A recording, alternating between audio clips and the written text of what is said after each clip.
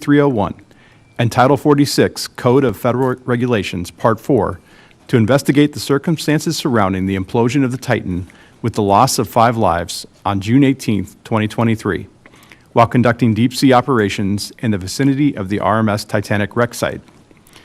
I have previously determined that OceanGate Incorporated is a party in interest to this investigation.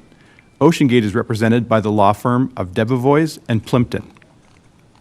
As such, OceanGate has a statutory right to employ counsel to represent them, to cross-examine witnesses, and to have witnesses called on their behalf. I will examine all witnesses at this formal hearing under oath or affirmation, and witnesses will be subject to federal laws and penalties governing false official statements. Witnesses who are not parties in interest may be advised by their counsel concerning their rights. However, such counsel may not examine or cross-examine other witnesses or otherwise participate in these proceedings. These proceedings are open to the public and to the media. I ask for the cooperation of all persons present to minimize any disruptive influence on the proceedings in general and on the witnesses in particular. An area has been set aside for news media use during the proceedings. The media may question witnesses concerning their testimony given after I have released them from the proceedings. I ask that such interviews be conducted outside of this courtroom. Since the date of the casualty, the National Transportation Safety Board, NTSB, and Coast Guard have conducted substantial evidence collection activities, and some of that previously collected evidence will be considered during these hearings. Should any person have or believe they have information not brought forward, but which might be of direct significance, that person is urged to bring that information to my attention by emailing titan@uscg.mil. The Coast Guard relies on strong partnerships to execute its missions, and this Marine Board investigation is no exception. The NTSB provided a representative for this hearing. Mr. Marcel Muse, seated to my far right, is the investigator in charge for the NTSB investigation. Mr. Muse, would you like to make a brief statement? Yes, good morning. Again, I'm Marcel Muse, the NTSB's investigator in charge assigned to investigate this accident. The NTSB has joined these proceedings to avoid duplicating facts.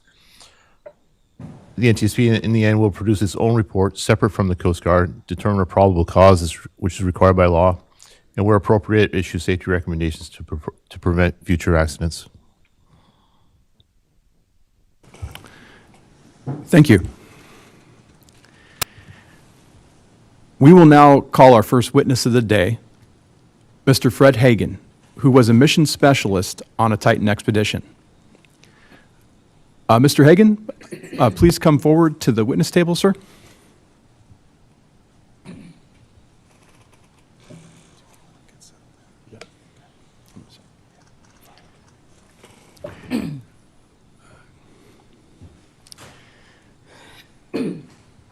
Good morning, sir.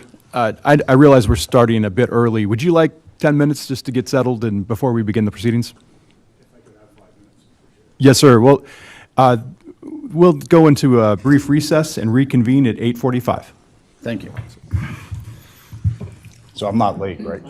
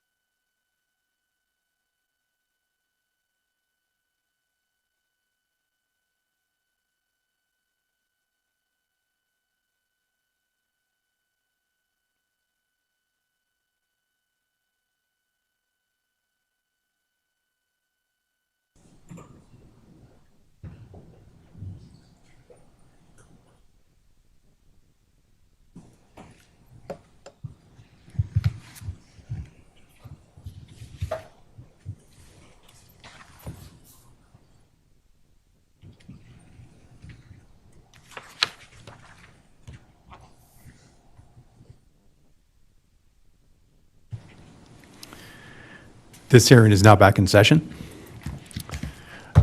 Good morning again, Mr. Hagan. Lieutenant Steele, our recorder for this proceeding, will now administer your oath, sir.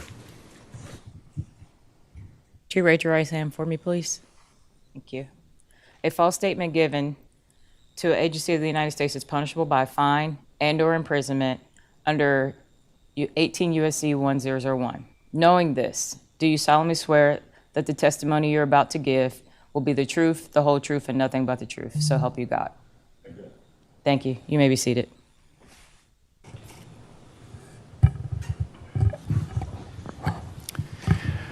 Sir, Lieutenant Commander Katie Williams is going to start with the questioning today.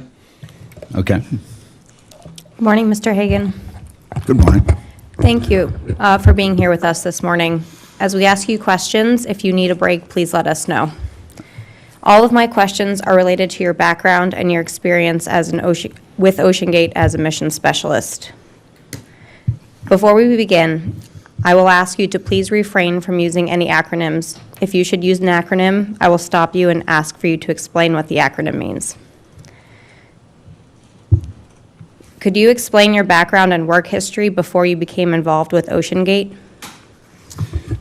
My background is a commercial building contractor and developer, and I specialize in hospitals, build a number of museums. We do multifamily housing, and so I have a background in construction. I did not have a specific background in the deep diving world. I have had a background in searching for missing aircraft and archaeological projects. So I've spent years, found 8 missing World War II airplanes, returned the remains of 18 airmen for burial, and also excavated a Roman shipwreck on the Adriatic coast. So I have had some experience underwater, and I am a diver, but I'm certainly not a professional mariner. How did you become a mission specialist with OceanGate? I became a mission specialist because I found, it's a convoluted story, but I'll try to give you the Reader's Digest version. I located 2 Corsairs in Lake Sebago that have been sold to Great Britain through Lend-Lease. And as we all know, the Royal Navy never relinquishes title to their materiel, and it occurred to me that the Royal Navy had, so I attempted to salvage them. Being as the bodies of the British pilots were still on board, I was prevented by Great Britain. But during that endeavor, I met a lawyer named Dave Kincannon, who happened to be a lawyer assisting OceanGate. And he had dove numerous times on the Titanic, had been involved in a number of missions. And when I heard that OceanGate was going to descend for the first time in 2021, I approached Dave and told him that I wanted to be on the first mission. In your opinion, how would you define a mission specialist? A mission specialist is a individual who is paying to participate in the great adventure of exploring the deep. And a mission specialist is not necessarily qualified in any particular way for that mission, other than that he's helping to fund exploration in the ocean. So to confirm, to become a mission specialist, did you pay OceanGate any money? I did. And what was your, at the time, what was your understanding, or what were you told your payment was for? Well, I don't remember what I was told, but I remember what I asked. I wanted to be on the first dive to the Titanic and the Titan. As a mission specialist, were you part of the submersible crew, or were you a passenger? Well, both. I was a passenger and who was given the latitude to participate in the mission, and I did so. In my case, in my background, I have quite a lot of experience building things, obviously, and I'm mechanically inclined, so I was able to assist. I didn't do any of the, what I would say, critical items, but certainly, tighten bolts on the dome and other things that I would qualify as what we would say in a slang version, monkey work. Lieutenant Steele, could you pull up Exhibit 029? It's the project execution plan. Sir, it will come up on the screen, but also in front of you, there are exhibit binders if you wanted to see paper. This is Exhibit 029.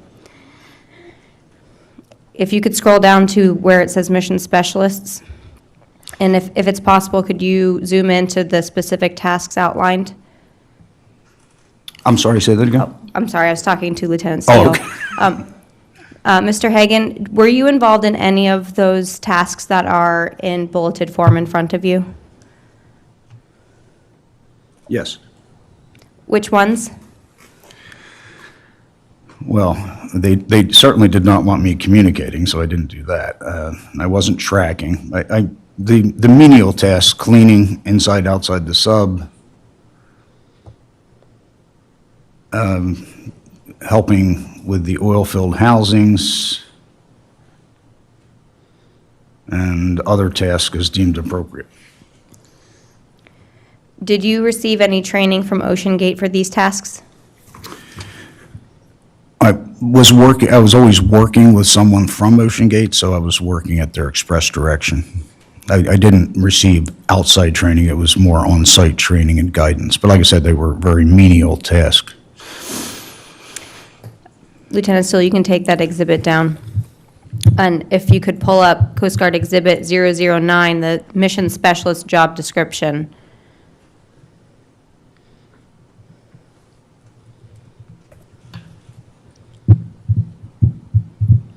And if you could scroll down to paragraphs 2 and 3, the physical duties.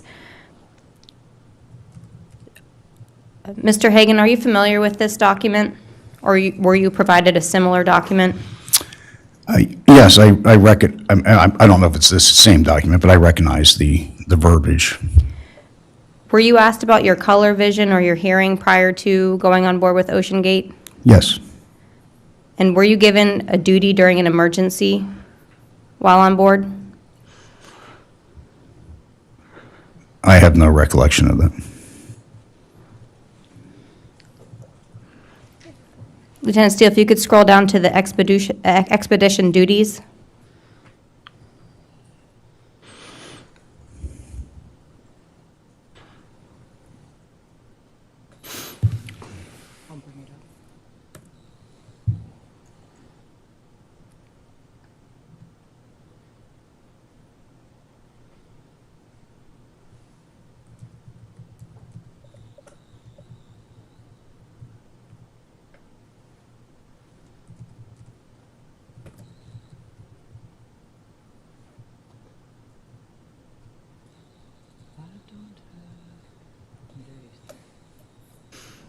Don't see this. Don't see it on there.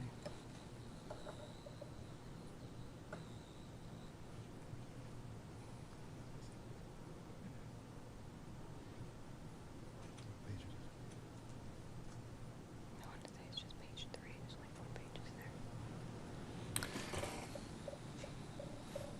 there. I think, Commander Williams, can we go to a question while the recorder finds that? Next question. Yes, sir. I can just ask a general question about it. As a mission specialist, were you involved in any of the following assigned duties? Submersible navigation, data logging, media collection, surface communications, or a safety watch? Safety watch and data collection. Can you please explain what you did during those times with those duties? Well, data collection was, I was giving a list of things to track during our descent by the scientist who was on board. And off the top of my head, I don't recall what they were, but I was making notations about the experience and trying to fill in the blanks as they were given to me. The safety watch was just something I think everyone shared, and just, especially when we were towing the submersible, someone had to keep an eye on it to make sure that nothing went awry, so everyone took a turn. Were you ever asked about physical limitations or overall health prior to your duties as a mission specialist? Yes, I believe I was. And Lieutenant Steele, you can pull that exhibit down. How many dives did you participate on with Ocean Gate? 2 dives where we actually descended. My next questions are related to the Titan expedition in 2021. According to the dive logs provided by Ocean Gate, you were on board a dive on July 3rd, 2021 that made it to 1,700 meters. The dive log stated the sub lost starboard thrusters. Are you familiar with this dive? Yeah, I thought it was on July 2nd, but I'm getting old, so go ahead. Yeah, I was on the dive. And were you involved in any of the planning meetings for that dive? Of course. Can you please walk us through what a planning meeting looked like? Well, with Ocean Gate, there was a plethora of planning meetings, so you're always either in a meeting or coming out of one or getting ready for one. So we would have morning meetings and evening meetings, but the planning meeting we would go through in sequence, every 10 or 15 minutes of the pre-launch schedule and then what would happen while we were down. And then going through a checklist of making sure that everyone had checked each component and signed off, and it was, that was the nature of the meeting.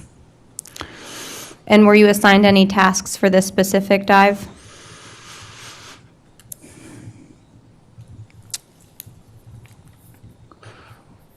Well, I was just given a sheet of data by the scientist, and I don't think I was given specific tasks, but they basically accepted me as a member of their team, and we were all basically together, enjoying the experience and making sure that it went smoothly. And they weren't supposed to take mission specialists on this dive because there had been an incident a couple of days before, but I had prevailed upon Stockton. I reminded him that my intent was to be on the first descent, so that's why I was on board. You just mentioned a previous incident. Can you go into detail what you understood happened? Or were you present for that incident? I was present. Can you please talk about that incident? Well, we attempted to launch the Titan, and we experienced some issues, and when they were pulling it back up onto the deck, I believe what happened was that it came up and the crane was pulling it up the ramp, and it got to a point where it was seesawing. There's the flat plane of the deck, and then there's the angled plane of the ramp, which is fairly steep, probably a little too steep. But again, this was all experimental, and we were feeling our way through it.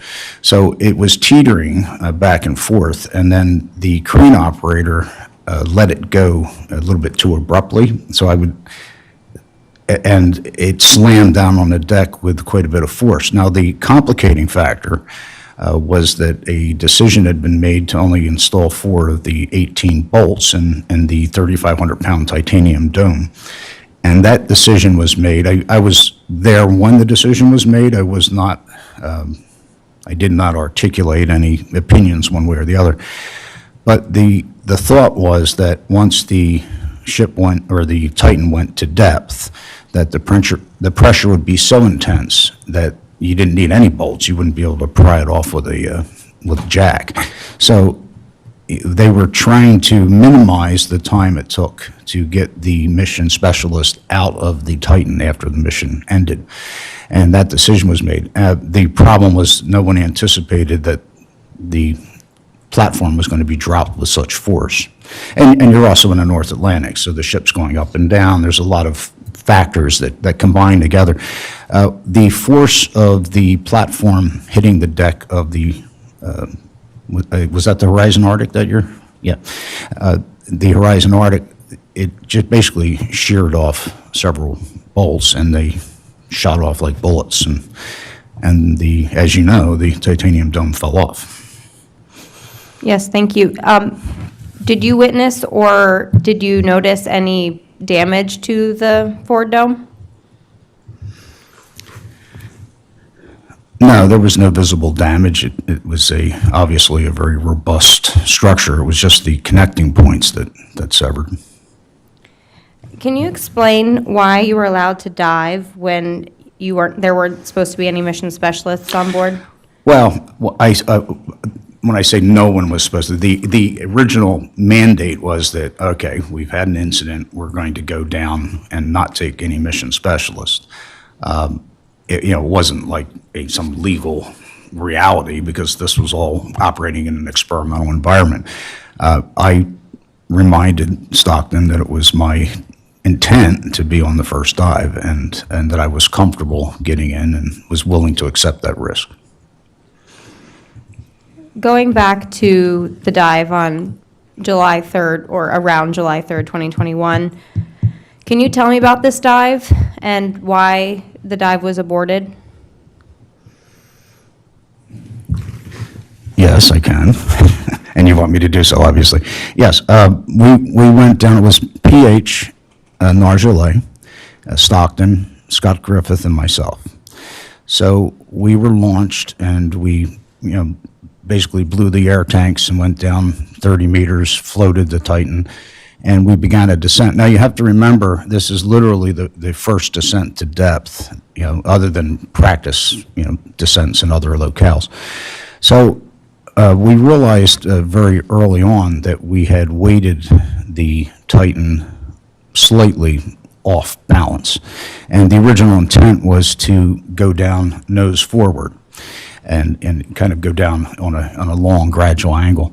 And we had unfortunately weighted it ass heavy, so it began spiraling. So instead of going down on a gradient, we were going through it wasn't a violent spiral, it was a very slow spiral through the ocean. And we descended through the shades of light until we entered a world of utter darkness, a complete absence of light, as you're aware. And during that descent, we would see various phosphorescent creatures in the inky blackness, and all systems were off except basically a couple LED lights and the little laptop that they were using to send text messages to the surface. So we basically free fell.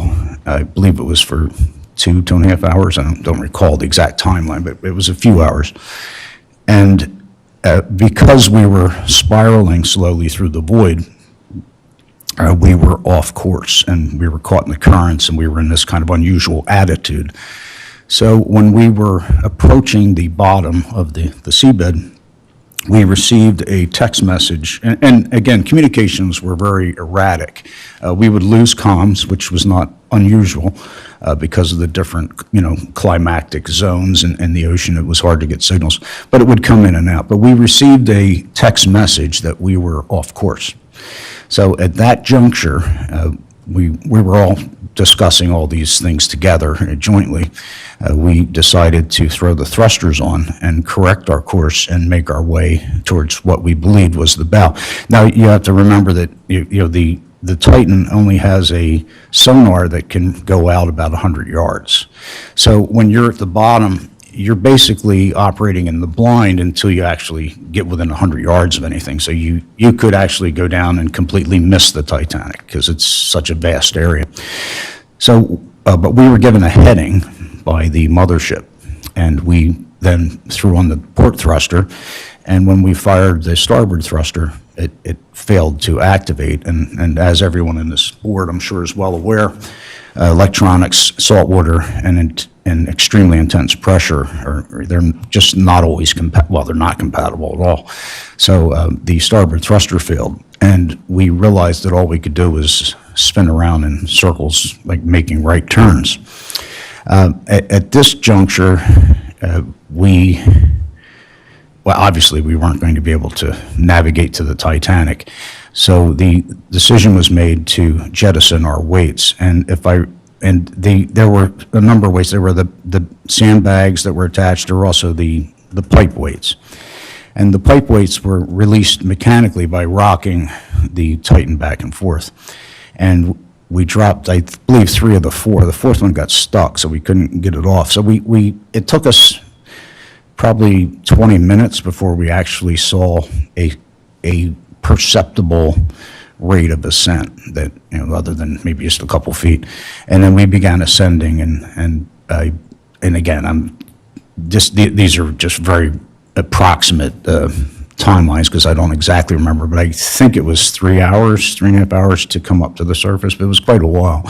But we came up but, no, we weren't making much time. So we left the port thruster run, and then we began making long spiraling turns, or just long turns to the right during the ascent.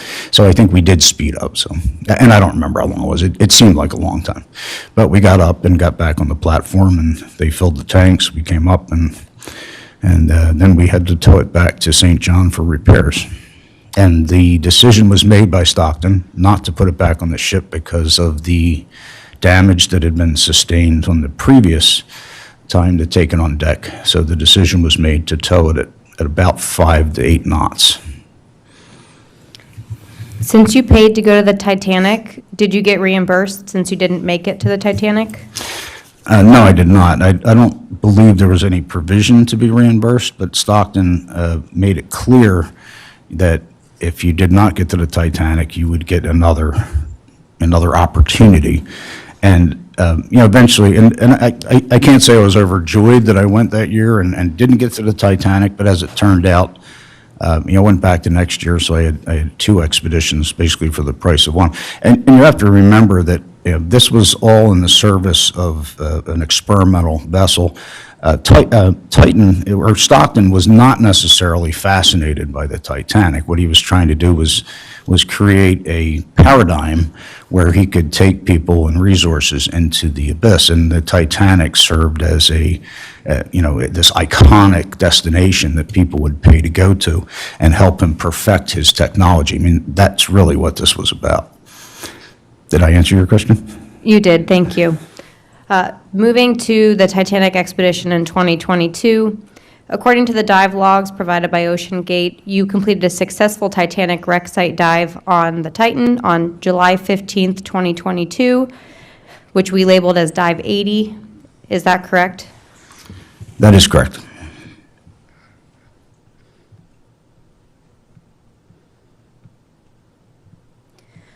Upon surfacing on Dive 80, a loud bang was heard. Do you recall witnessing that? Do I recall hearing it? Yes. Yes, I certainly. Can you please describe what you heard? Well, we were ascending, and I don't recall the depth. I think we were fairly close to the surface, but we were still underwater, and there was just a large bang or cracking sound. And of course, sonic events in a submersible are alarming, so we were all concerned that maybe there was a crack in the hull. But it turned out that upon inspection after we got on the ship that the body of the fuselage of the Titan had just jumped in its carriage. So there was no damage. Did anyone check the real-time monitoring system screen inside the submersible to see if there was any indication by the system that something went wrong? Of course. And do you remember witnessing, or is there anything that showed that something went wrong inside? No, not that I know of. I mean, no one read any data that caused them concern. We were all concerned by the sonic event, but we didn't detect anything on the monitor. During the debrief, was this loud bang discussed by any OceanGate employees? It must have been, but I really don't recall. We went out and looked to see what had happened, and I think we determined what had happened. I'm sure it was, but I don't remember discussing it.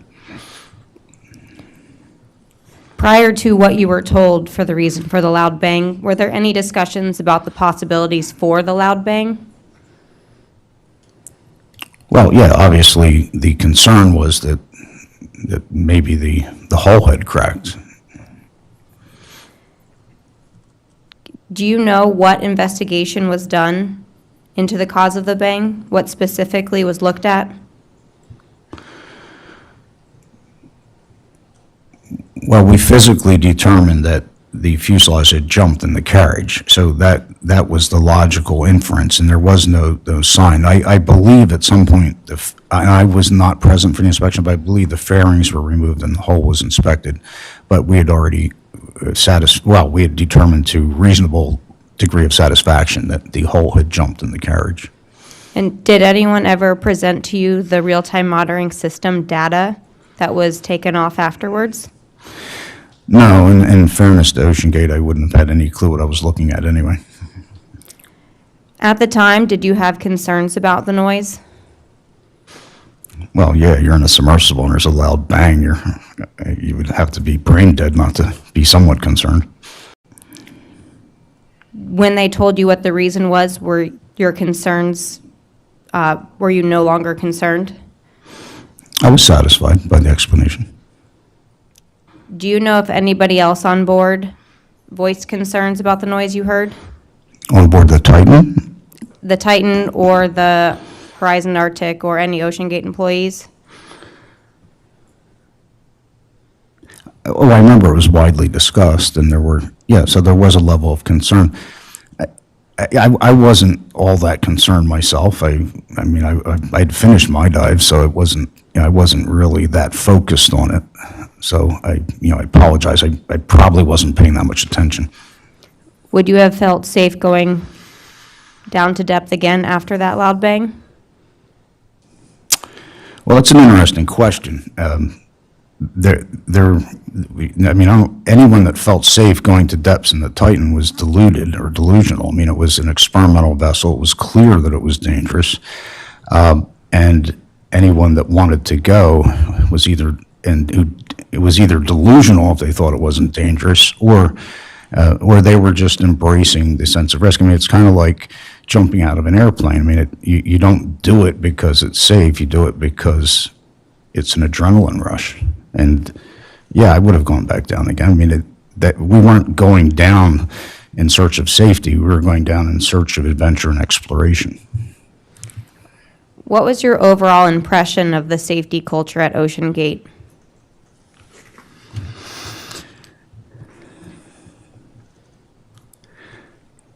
The way I would describe, well, Stockton Rush was a very interesting individual, and he was a brilliant man. He was an inventor, was an aeronautical engineer, had flown experimental airplanes, had built an experimental submersible. So this was a man who was engaged in high-risk endeavors and was comfortable with a level of risk that most people would not tolerate. At the same time, Stockton made a very conscious and astute effort to maintain a perceptible culture of safety around a high-risk environment.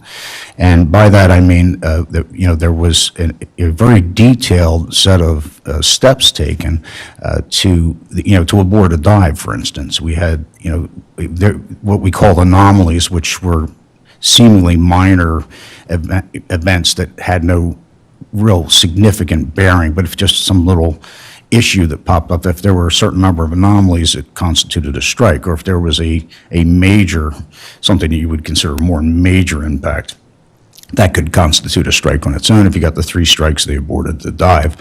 Anyone on the ship, including the cook, had the ability to say that, we're aborting the dive for whatever reason they thought. So I'm not sure how to better illuminate that reality for you, but other than to say that it was a high-risk endeavor in which a dedicated attempt was made to adhere to a culture of safety. You used the term perception of safety. So it was your opinion that It wasn't a safe, this was not, it was not safe diving in the Titan, and it was never supposed to be safe. And if it was safe, then you might as well just get in a trolley car and ride around town. But it wasn't supposed to be safe. Thank you. That concludes my questions. Okay. Sir, Lieutenant Commander Emmons now has questions for you. Good morning, Mr. Hagan. Good morning. How did the payments work for your dives as a mission specialist? Like, did you write a check? Did you wire? Who did you write the check out to? How did that work? Well, I certainly didn't write a check. I believe, I don't remember who we sent the money to, but I received an email giving me directions on where to wire the funds. I forwarded the email to one of my secretaries, and she wired the funds. I I don't even remember exactly how much it was, but it was wired to, and I don't remember who we wired it to. I assume it was the Ocean Gate, but I honestly don't know. I wasn't, I mean, that was just an incidental thing to me. I wasn't paying that much attention. Were you aware of a refund policy at Ocean Gate? You briefly mentioned it, but from what you were told the refund policy was? I'm not aware of a refund policy. Were you ever required to get a physical or a medical exam before your dives with Ocean Gate? I was asked to get a physical. And did you conduct the physical? Yes. And did you have to show them proof of that physical? I mean, my memory's not exactly clear. I believe that I emailed them a physical report, but again, I'm a little foggy. I'm getting old. You'll have to excuse me. You had stated earlier that you conducted some training with Ocean Gate members. Yes. Lieutenant Steele, can you pull up Coast Guard Exhibit 101, which this is the 2023 Mission Specialist Crew Agreement, but I just want to see if you were provided with a similar document. And please go to page 5.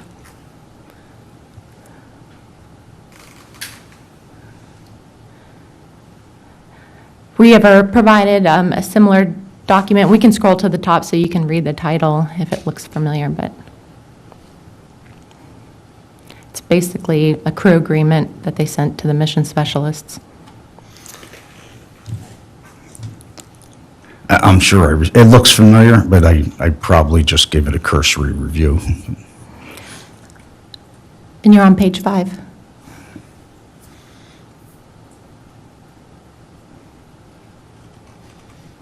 Okay. Under there on this second paragraph, I believe, there we go, thank you. It states, I understand that as a member of the expedition crew, I will need to complete substantial training prior to the start of the expedition, up to 14 hours depending on prior maritime experience. Did you receive or conduct similar amount of time training? Mr. Neubauer, is this a document that we've established Mr. Hagan would have seen? I believe this is 2023 Expedition Mission Agreement. Yes, ma'am, it is. I asked if he saw a similar agreement. Okay, but Right, just and to- he but- said he doesn't recall, and he Okay. hasn't read it. So maybe we can ask if he recalls this. Yes, and I think to frame it, sort of this is a later document for 2023. If you want to take a moment to review it and then say if it looks familiar. I just read it. Yeah, I recall that we were to receive training. Now, in terms of, you mean training, well, it says prior to the start of the expedition. So we received training on site, obviously, but prior to the start of the expedition, we held a series of kind of like webinars or Zoom calls. And in 2021, we were still under COVID protocols, especially in Canada. So these were all done remotely. And, and I don't recall how long they were, maybe 90 minutes each. And I believe they were actually recorded. So there was a series of those type of things. They sent us a bunch of documentation that we did, I did read through. I didn't dwell on it extensively. It wasn't, it wasn't like all that illuminating. It was just a bunch of boilerplate and common sense type of directives. But I did skim through it. So there was a level of training. I have no idea whether it constituted 14 hours. Thank you. So, sir, just to clarify too, are you saying that training agreement you just read is similar to the one you had seen previously, but you can't match it exactly? So, It looks familiar, yeah. okay. Thank you, sir. Did you attend any testing of the Titan in the Bahamas? I did not. You stated also earlier that you were aware the Titan was an experimental submersible, but were you aware that the Titan wasn't classed or tested or registered? Was that ever brought up to you? I was well aware of that. And there were no protocols in place, as I understand it, to test a cylindrical carbon fiber fuselage for for deep ocean diving. So I don't believe there was any facility to actually test it at that level. So Stockton, and again, this is my understanding, Stockton would have had to create the whole testing protocol in order to test his own ship. Did he ever go over the testing protocol that he conducted with you? Only conversationally. And I don't recall the exact conversation, but I mean, I'm certainly was aware of their previous dives, and you know, I discussed it with PH and Stockton at length, and no one tried to deceive me that this was a safe or easy operation, but you know, I was comfortable going down with them. I'm going to kind of move to the Titanic Expedition 2021. Again, I know we briefly talked about that with Lieutenant Commander Williams. As discussed, you were on that test dive to the Titanic wreck site for dive 62 on July 3rd, 2021. The dive that only descended to 1,700 meters.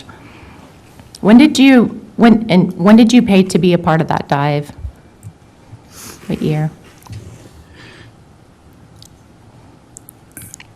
I believe it was within 6 months of the launch date, so it was, I approached, it was in the first quarter of 2021, because I approached Dave around Christmas, New Year's, and told him I wanted to go, and he connected me with Ocean Gate, so it would have been in the first quarter of 2021. And what was the purpose, again, of that dive? It's listed as a systems test. What were they testing, to your awareness? They were testing to make sure the Titan could go to depth.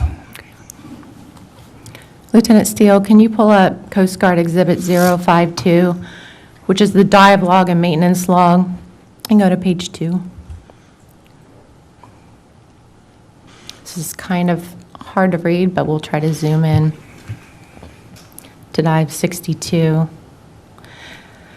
And on the right, as Lieutenant Commander Williams stated, it states that there was a loss of the starboard thrusters. Can you scroll down to page 14? This is, page 14, this is part of the maintenance log section. And if you look under dive 62 on July 3rd, 2021, there are several issues listed, and some are dive critical. And that was the dive you were on, correct? Dive 62 on the 3rd of July. Yes. Okay. I'm just going to read them for the record. It states, incident, external hull HPA valve set in the wrong position for the dive. Starboard control pod failed at 1,700 meters after pop sound heard, 0 vacuum, 0 temp, green water alarm. 2 drop weights jammed in the starboard channel.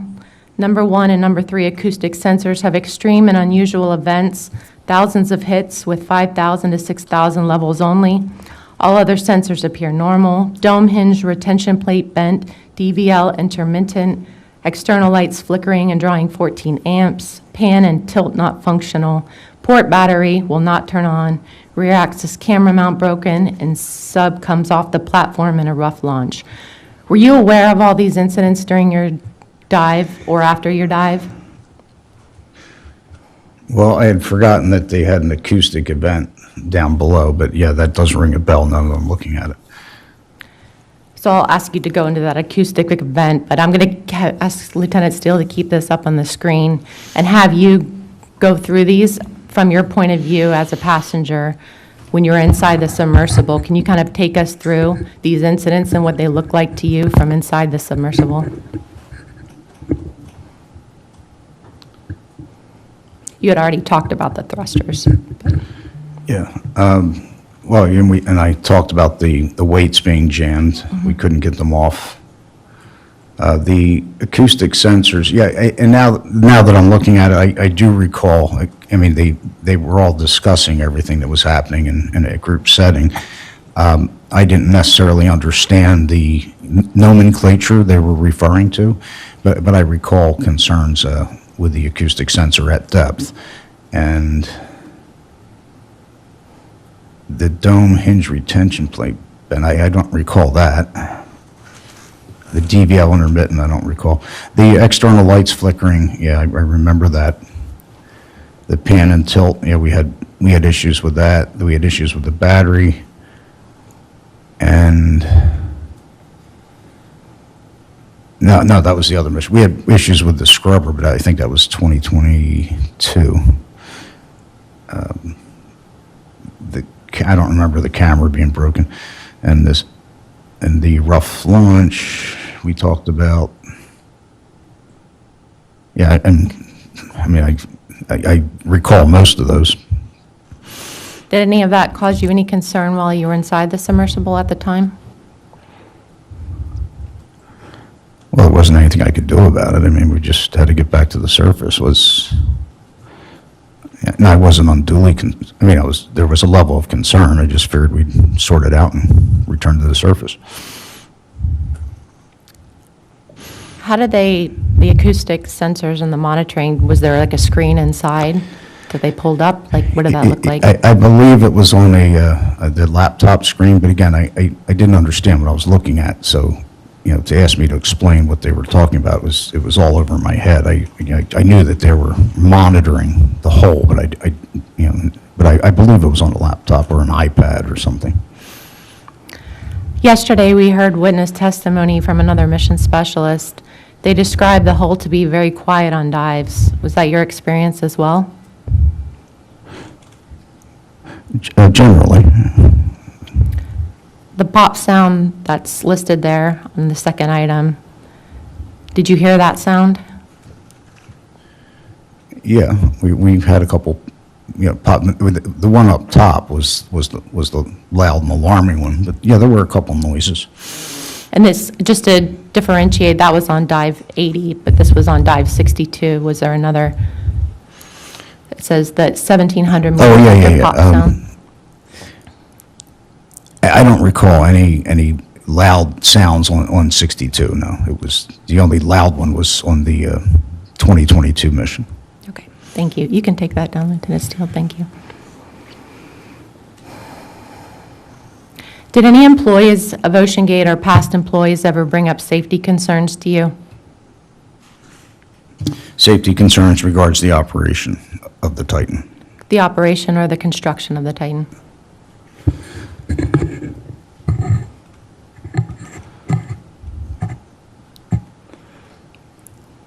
Well, I never personally met David Lockridge, who was the main critic, but I was aware of him, and I was aware of some of his concerns.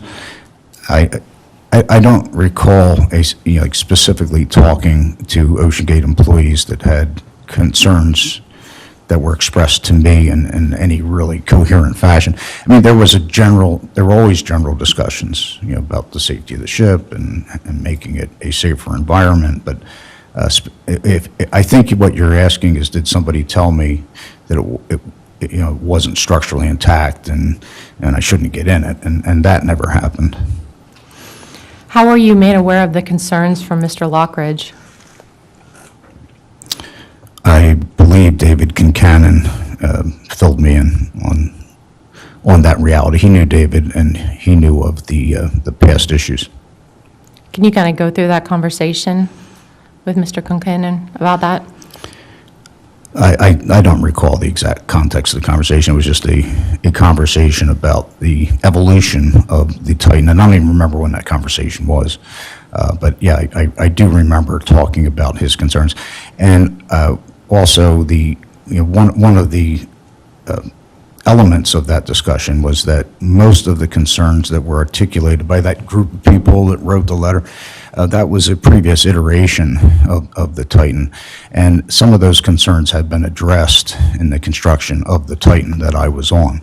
So, you have to clarify, as I'm sure you're well aware, that a lot of the complaints that David Lockridge had and that the panel had when they wrote were about the previous iteration, previous submersible. And some of those issues were tested and corrected in the construction of the Titan. Was there ever a time you were on a dive in the Titan that you ever felt unsafe?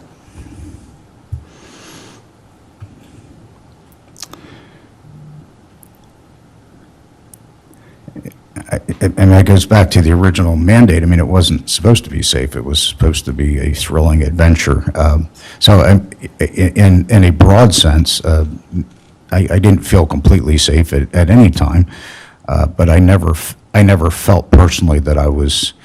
Well, we got stuck momentarily in the Titanic, but with Stockton. But he was absolutely unflappable, and I was sitting at his right shoulder, and I'd asked him to go around where the brake was, and we had, for a few moments, we had gotten stuck, and I said, and he was very quiet, and he was working the controls, and did I say Stockton? I meant PH, and I leaned over and I said, PH, it seems that we're stuck, and he says, yes, Fred, we are, and then he got it out, and we went on, and I tried to reach the stern element.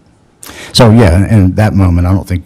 In fact, everyone else on the sub at that point wanted to go back to the surface, but I prevailed upon PH to making a shot for the stern, which we attempted to do until Wendy got concerned about what we were up to and told us to come up immediately. So I answered your question. And can we just, for clarification, which dive was that on? That was the 2022 dive. Okay. Dive 80? I'm sorry? Dive 80 in Yes, 2022? yes. And who was on that dive again with you? I know you just said PH was on that dive with you, but Well, PH was on both my dives, and Scott Griffith was the pilot during the free fall, and during the ascent, PH took over flying in the nose when we were actually at the wreck site. And we were accompanied by two other mission specialists, the father and son, Colin and Richard Talon out of St. John's.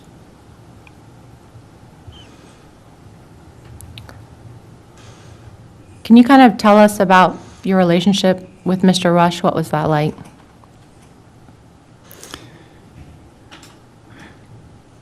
I really liked Stockton and had a lot of respect for him. Like I said, he was a brilliant visionary. He was an inventor. He had this idea of exploring the deep and colonizing it and leading humanity into the last great frontier. And I admired him. We did occasionally have differences on certain things that I discussed with him. And for someone who was a risk taker, I got the impression he thought I was a bit of a troublemaker, not in a negative way, just kind of a carefree, tongue-in-cheek individual who enjoyed the process maybe more than I should. But so the one year at the end they gave a bunch of awards out, and of course I was awarded the Troublemaker Award. So we got along fairly well, but I also was well aware that there were times that I tested Stockton's patience. Were those moments that you tested his patience, were those while you were in a submersible, or can you kind of go into that? No, it was just breaking rules, the standard rules on the ship. That you were breaking rules? Yeah, we'll just, yes. And when you say the ship, are you talking the support vessel or the Titan? The support vessel. Mr. Neubauer, that's all the questions I have. Thank you. Sir, we've been going over an hour. Would you like to take a quick break at this time? If anyone up there needs a break, feel free. Otherwise, I'm at your disposal. Okay. Well, I'll just do my line, and then we'll take a break, sir. I just have some follow-ups from the initial 2 rounds of questioning.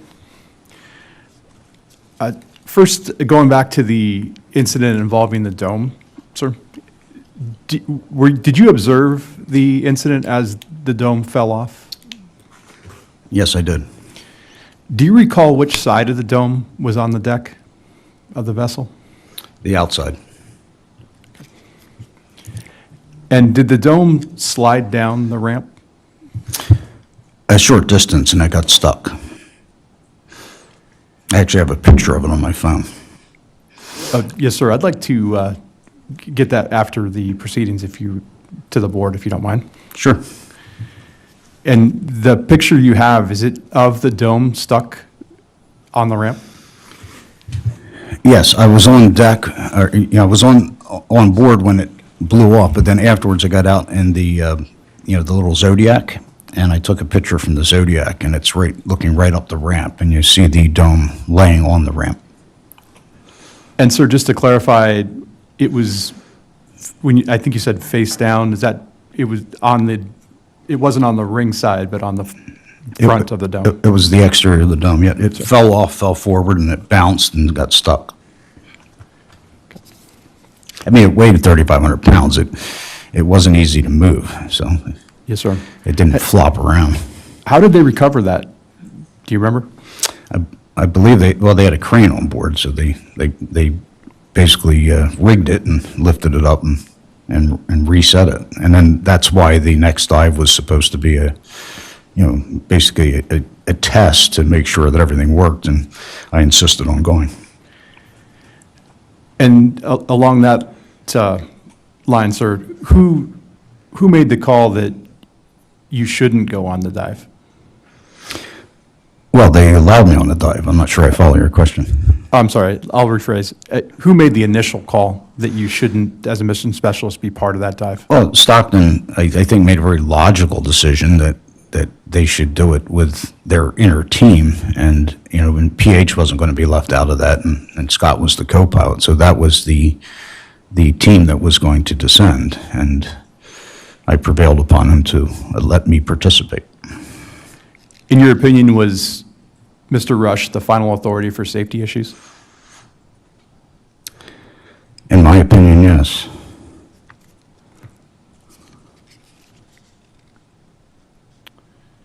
Did you ever have a discussion about the U.S. Coast Guard with Mr. Rush? The U.S. Coast Guard. Did the U.S. Coast Guard ever come up in any discussions with Mr. Rush? Probably, but I don't recall. I mean, the Canadian Coast Guard stormed aboard the ship in 2021, armed with AR-14s, body armor, and sidearms, and I still don't understand what they were after, maybe to check and see if we were wearing our mask or something, but I have no idea what they were doing or why they were heavily armed with body armor, but four of them came ashore when we returned from the mission where we lost our thruster. I mean, came on board, but that was the Canadians. I'm sure he talked about the U.S. Coast Guard, and I'm sure it'd be very entertaining if I remember what he said, but I don't remember. And sort of clarify the record, are you familiar with the Canadian maritime structure? Are you sure that was the Canadian Coast Guard?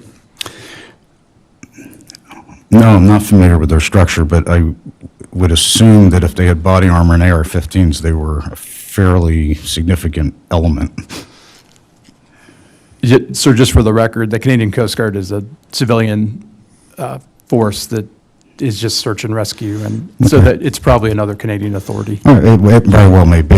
Whoever came on, and I thought it was the Coast Guard, they were heavily armed, which was startling. I don't think that has any bearing on this hearing. I just mentioned it in passing. I thought it was the Coast Guard.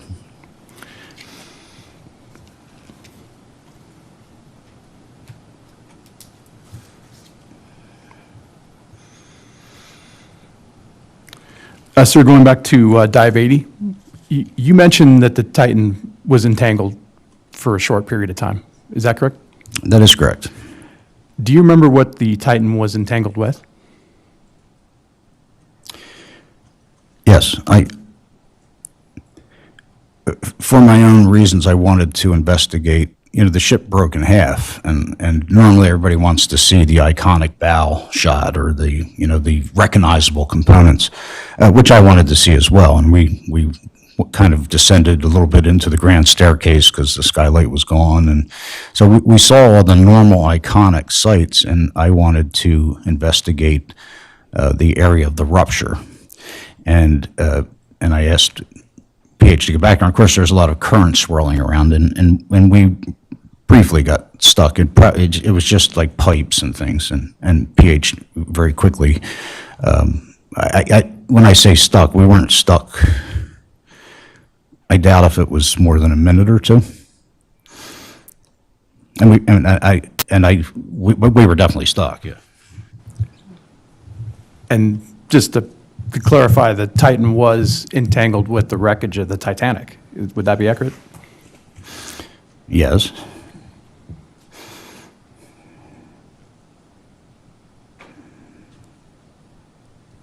Do you remember what part of the Titan was entangled? I think we just snagged one of the skids on some pipe or something. I don't think it was that big of a deal, but yeah, I mean, obviously, when you're down there, it feels like a big deal. PH certainly wasn't overly concerned, and he very quickly piloted the Titan away from, and released it. Thank you, sir. Those are the extent of my questions. Before we transition to the National Transportation Safety Board, I'd like to take a recess. Sure. And we'll reconvene at 9:50.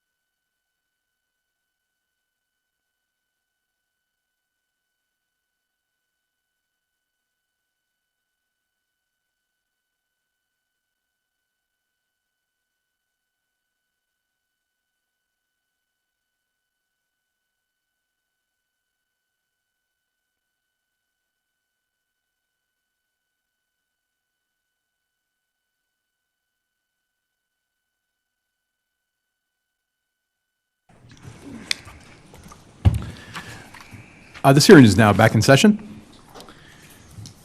Mr. Hagan, I just had one follow-up question before we go to the NTSB. In regard to the incident with the Titanic, was that reported to topside, to the Horizon Arctic?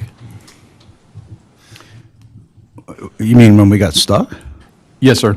I mean, I may be overblowing the whole experience. I mean, we had a skid stuck for a minute, maybe. It wasn't a big deal, and I'm sure it was discussed. I don't remember. Was there a discussion after the mission was over, topside? I don't remember. At this time, I'd like to go to Mr. Muse. Good morning again, sir. I just have a few follow-ups. Do you hold a merchant mariner's credential from the United States or any other country? I do not. You said mariner credentials? Yes, sir. No, I don't. When you entered Canada, did you enter as a tourist or as a seafarer? In 2021, I entered as a mission specialist. Were you instructed to tell customs or immigration on your role in what you're doing there, either as a tourist or some other function? Yeah, I was told to tell them that I was participating in the mission and that I was a member of the team that was going to go down on the Submersible, which was correct. I mean, I was also a paying mission specialist, or as you say, a tourist. I did not use the word tourist to the Canadians because I did not think it would be conducive to them allowing me to enter the country, especially with their onerous and anal interpretation of COVID protocols. During the visit, or as you said, when they stormed aboard in 2021, was that? Do you know? Was that when you came back from a mission, or were you sitting there doing training, about to go on a mission? I'm sorry. Could you repeat the first part? When the Canadian authorities came on board, Oh, yes. was that? Were you sitting there waiting to go on a mission, or was that when you came? No, back no. from a mission? That was when we returned and we towed the Titan back on the platform. We pulled into dock, and immediately 4 heavily armed individuals, came on board, much to my consternation. And I initially thought they'd finally caught up to me, but it turned out it was all just some perfunctory bureaucratic snafu. I to this day, have no idea what they were doing. Okay. Thank you for your time today, sir. I have no further questions. Thank you, sir. I'd like to go to Ocean Gate for any questions, please. Yes, thank you. Thank you, Mr. Hagan. Just one question. You mentioned the brief entanglement with the Titanic debris during Dive 80. Was that intentional on the part of Ocean Gate? No, it certainly wasn't intentional. It was completely my fault, and nobody's fault but mine. I was egging PH on, but it was not intentional, and it really was not a big deal. I don't want to overstate that at all.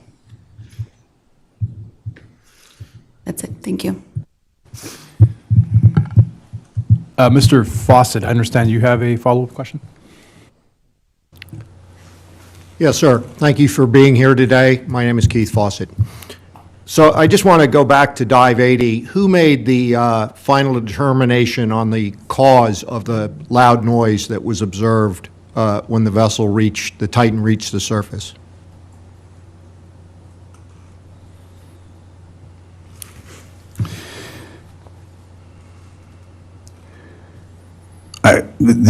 Scott Griffith and Stockton were the two that were actually taking responsibility to investigate that, and they jointly made that determination. Talking about the pre-dive checks, if you'll sit there for a minute and just think of yourself back in the Titan hull when you made those dives, was the process for the pre-dive checks an orderly process, as if they were following a checklist or a procedure? Yeah, it would be similar to the checklist you'd use on an airplane. You just go through and mark off things, and they were also talking, by radio, I believe, on the surface to people outside who were also responding, like they were checking off items on a checklist. I don't recall exactly what those items were. But yes, it did seem like an orderly process, and there was attention paid to any anomalies or incidents. And like I said, that's why out of 100 attempts, they only made 13 actual descents to the Titanic, because of the attempt to follow a protocol. And as soon as you got past their threshold of tolerance, they aborted. During the missions that you were on, do you recall the pilot or OceanGate personnel inside the Titan saying that all of the real-time acoustic sensors were properly functioning as part of the pre-dive check? I don't remember. And then you mentioned getting stuck on the Titanic wreckage. Well, I'm sorry I mentioned it, but yeah. Do you, prior to your dives, did OceanGate tell you, pardon me, that they had notified the Canadian or the United States Coast Guard of the mission or the expedition so that they would be in a position to assist you if something like entanglement on wreckage or some other problem occurred on the ocean bottom?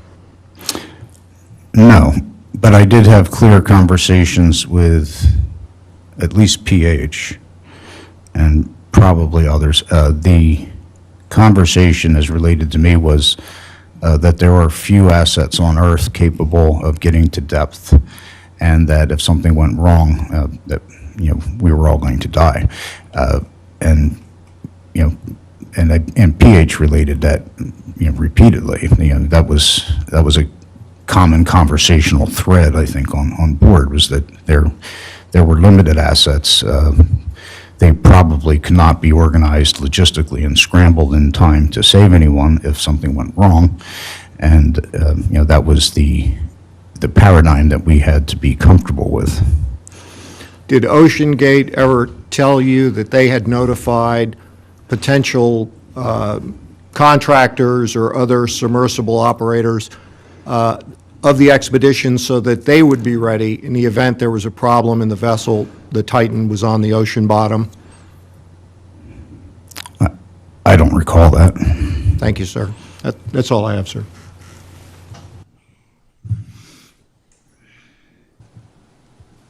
Mr. Hagan, I have a question about your perception of Mr. Nargelet's role at OceanGate, or during the role during the excursions. Did you understand him to be an employee of OceanGate? No, he was an employee of RMS Titanic, Inc. And can you explain the process for the piloting on board for Dive 80? Like, was it either Mr. Griffiths or Mr. Nargelet? Scott basically was in command during the free fall, which there's not a whole lot to do other than free fall.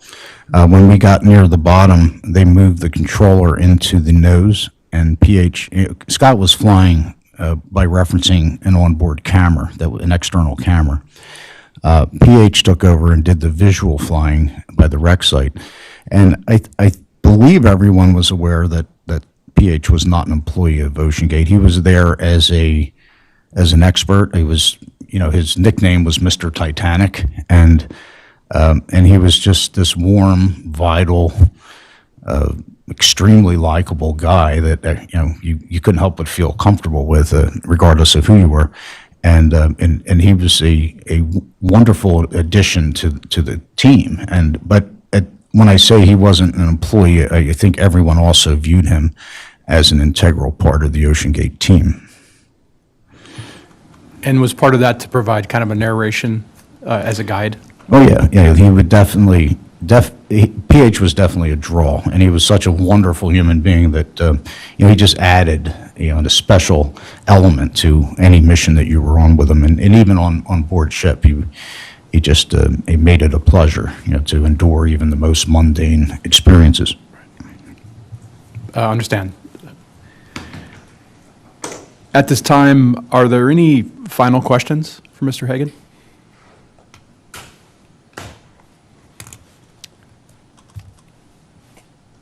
Mr. Hagan, do you have anything that would be valuable to the board that we have not asked you? Well, if I'm done, I'll just, express my thoughts very briefly. I don't know if it's any value to anyone, but, one of the concerns that I have is that the world at large viewed this from the outset as this disaster where somebody had to be blamed, and without access to the facts. First off, I want to profoundly thank this board for your attempts to deliberate what happened in a calm manner and come to the facts in hopes of preventing a recurrence. At the same time, I think my worry is that the greater tragedy than the OceanGate tragedy is if we use this event to inhibit future innovation, and if the regulations derived from this may prevent that kind of innovative approach to the undersea world. The depths of the ocean are fundamental to life, and the elements that are going to sustain us in the coming green economy need to be harvested in a sustainable fashion. So we need ways and means to access that. And the government has not currently been investing the resources to do that. So I think it's up to private enterprise to help, and hopefully with the help of the government, just as the government is working with Elon Musk. And Musk is hoping to colonize space, and I'd love to go there with him. But I did go with Stockton. He was hoping to explore and colonize inner space, which is the last great frontier. So hopefully it's a teachable moment. If you know history, in 1934 we had the airmail fiasco, and it was a disaster. The Army Air Corps tried to fly the airmail with planes, open cockpit planes that only had magnetic compasses, and it was a catastrophe. But it was a teachable moment. And from that moment, the United States had a competition for manufacturers to make designs for the next generation of airplanes, and one of them was the B-17 bomber.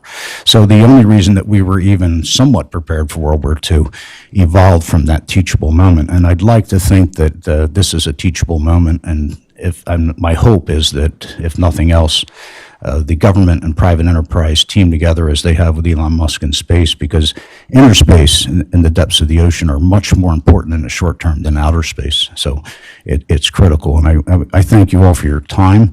I will express I was unhappy with the Coast Guard during the disaster, and again, as it turned out, there was nothing that could have been done.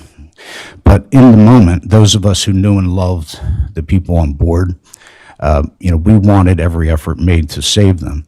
And I believe there was a reaction to this, that there had been an acoustic event, and that they had been lost. And it seemed to me, from my perspective, that we should have scrambled the few assets that could have been scrambled in order to effect a rescue rather than a recovery. And I believe there was an asset in Buffalo that was not sent out. So even if there was evidence suggesting an implosion, my feeling was that we should have pursued every possible avenue until we knew definitively that my friends were dead. And if for no other reason, I believe it would have been an opportunity to test those systems and to put them on site. And I don't believe that happened. That's my only criticism. And again, I'm not blaming anyone. I just wish that it happened. But I do thank you for your inquiry, and you've been very calm and deliberative, and I appreciate your tone, and I wish you all the best. Thank you. Thank you, sir. Just for the information, for the record, we do have Coast Guard witnesses coming to testify about the search and rescue efforts next week. Excuse me. Mr. Hagan, thank you for your testimony. You are now released from these proceedings. If we need further information from you, I will contact you directly.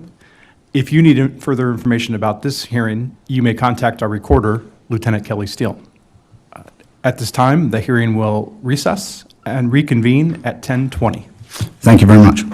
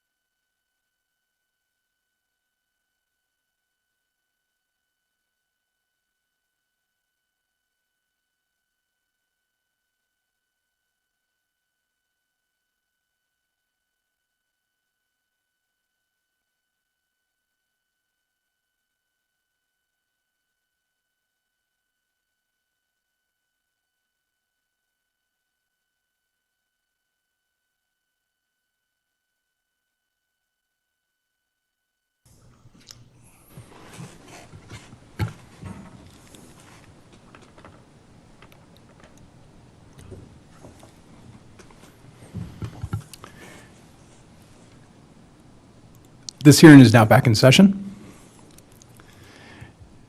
At this time, we will hear testimony from Mr. Dave Dyer, University of Washington Applied Physics Lab.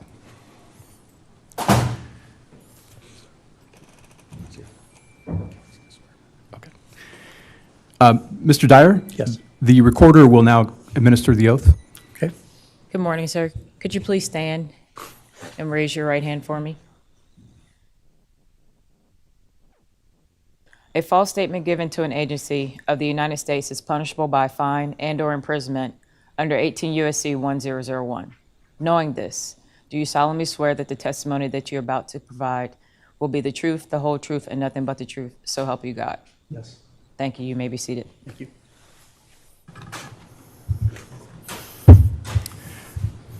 Mr. Dyer, thank you for being here today. Yes. Lieutenant Commander Williams is going to start with your questioning, sir. Okay. Good morning, Mr. Dyer. Hi. Thank you for being with us here this morning. As we ask you questions, we will take breaks. If you need a break, please let us know. Okay. All of my questions are related to your background and your experience with OceanGate. Okay. Before we begin, I will ask you to please refrain from using acronyms. If you should use an acronym, I will stop you and ask you to explain what that acronym means. Can you please explain your background and history before you became involved with OceanGate? Yes, I have a degree in ocean engineering from Cal State University, Long Beach. Right after graduation, I started working for Rockwell International in their marine autonomy group. Most of that was working on advanced submarine warfare projects. That involved submarine communications, it involved boundary layer control, and it involved sonobuoy type technology. From there, I moved over to Hughes Aircraft, working in the dynamics group, so we would do the analysis for shuttle and Ariane and Titan launches to determine how satellites would survive or have issues with the launch. During that time, I also did some work with GM. GM purchased Hughes Aircraft shortly after I was there. I did a little bit of work on some of their solar-powered cars, specifically looking at their carbon fiber structures for solar panels. At that time, after that, then I moved up to Washington, working for Hughes Aircraft at a Boeing facility, was working on satellite integration, so that was looking at the entire satellite systems, integrating it together, doing the testing on it, and getting it ready for launch. And then I participated in the launch support for those satellites. Then I moved over to Boeing, started working for Boeing in the Sea Launch program, worked there for a period of time, and then moved into their Advanced Composites Research Group, where we were really given free rein to work on whatever projects we felt were applicable to Boeing and what they were doing. Then moved over to Precor, doing exercise equipment. Started off in the consumer part of that, working on the actual products, and then I was put in charge of the research and development group. And we were responsible for kinematics, so how does the equipment interact with the human body, and the exercise physiology portion of that, making sure that people were able to use the equipment to the best of their advantage on there. Then moved over to Applied Physics Lab, was brought in specifically to work with the associate director on bringing new programs into the lab, whether they were ONR, Office of Naval Research, or DARPA, which is Defense Advanced Research Programs Administration, I think is what that one is. Working on programs on there, so those were things where we would do conceptual work, looking at underwater vehicles, crawlers, things like that, that would be applicable to what Office of Naval Research and DARPA needed to do. That was when we, at that point in time, about halfway through that, Mr. Miyamoto started working on developing what he called the collaboratory, and that was meant to be an interface between industry and the university. And the goal of it was to give industry access to research that was going on in the universities that they normally wouldn't have access to. And then we would also work to help them find partners that could help them through technology. So most of the companies, when they start off in these high-tech things, they don't necessarily have all the expertise on their company. So we would help them find people that could come in and kind of bridge that gap for them. And that's really how we got started with OceanGate, is we used OceanGate submersibles, the existing ones that they had. I believe it was SUDS at the time is the one that he used. We used that for obstacle avoidance program. that we were working on for Office of Naval Research. Who initiated the conversation between OceanGate and the University of Washington Applied Physics Lab? It's hard to tell who initiated that. Bob and Stockton were talking together. Bob sought Stockton out to use their submersibles. And when Stockton started talking about what his vision for the company was, Bob offered to have APL come on and help him get going on there. At the time, OceanGate didn't have any engineering capability. So the idea was that we would come in and provide that engineering capability while they built up their engineering staff. And at that point in time, we could then step back and just come in occasionally or be advisors to them from that point on. So I believe it was kind of a lunchtime discussion between Mr. Miyamoto and Stockton. And how did the relationship start out? We started working with that project on them, the obstacle avoidance program. And then once it was determined that we were going to help them out, Mr. Miyamoto and Stockton put together a contract, and that contract was a very wide open contract. It was meant to be something that allowed a lot of flexibility in there. It allowed us to come in and go in and out on these programs as needed by OceanGate. And what year was that?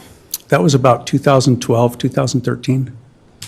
And how far along was the design of Cyclops 2, which later became Titan, when you started working with OceanGate?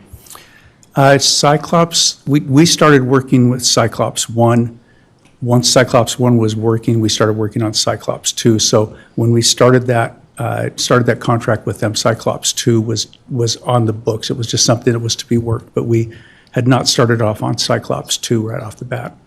And are you aware of how far along OceanGate had gotten into the design process for Cyclops 2 at the time? I think it was all conceptual stuff from Stockton. I don't think they had really any design work at that point. Were you involved in any conversations for the carbon fiber hull, where the hull was originally designed from 10 inches, then to 7 inches, and then it was finally 5 inches thick? We were involved in some of those discussions. I believe that started off with Boeing, working with Boeing on that. I don't ever remember it being up to 10 inches. I do remember it being closer to 5, somewhere between 5 to 7 inches under that part. Then Boeing worked that for a while, and then it was shifted over to Spencer Composites that continued working on that. So the University of Washington Applied Physics Lab didn't have any maybe stock in changing it from 7 inches to 5 inches? No, we were not the carbon fiber experts. We were relying on the other ones, and that was part of our deal with Stockton of, if we don't have that expertise on there, we will help them find someone. We pointed them to Boeing because of our work that we had done with Boeing and some of the composites. And then Stockton later shifted that work to Spencer Composites. What was your experience working with the operations department of OceanGate? I worked fairly closely with them. I'm a huge fan of when you're developing something, you work with the people who are going to be the end users of it. So I worked closely with the operations group when we were doing the Cyclops 1 vehicle. And then early in the process of Cyclops 2, we were still continuing that relationship with them, working with them. And I would describe it as a very good relationship. Lieutenant Steele, could you please bring up Exhibit 16, the University of Washington research proposal on page 2?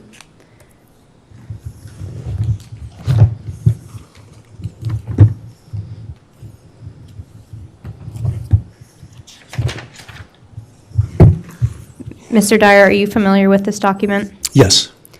And what was your understanding of the intent of this research proposal? The intent was to provide engineering expertise to OceanGate as they work through the design of Cyclops 1 and then moving that into Cyclops 2. Lieutenant Steele, could you please scroll down to page 4?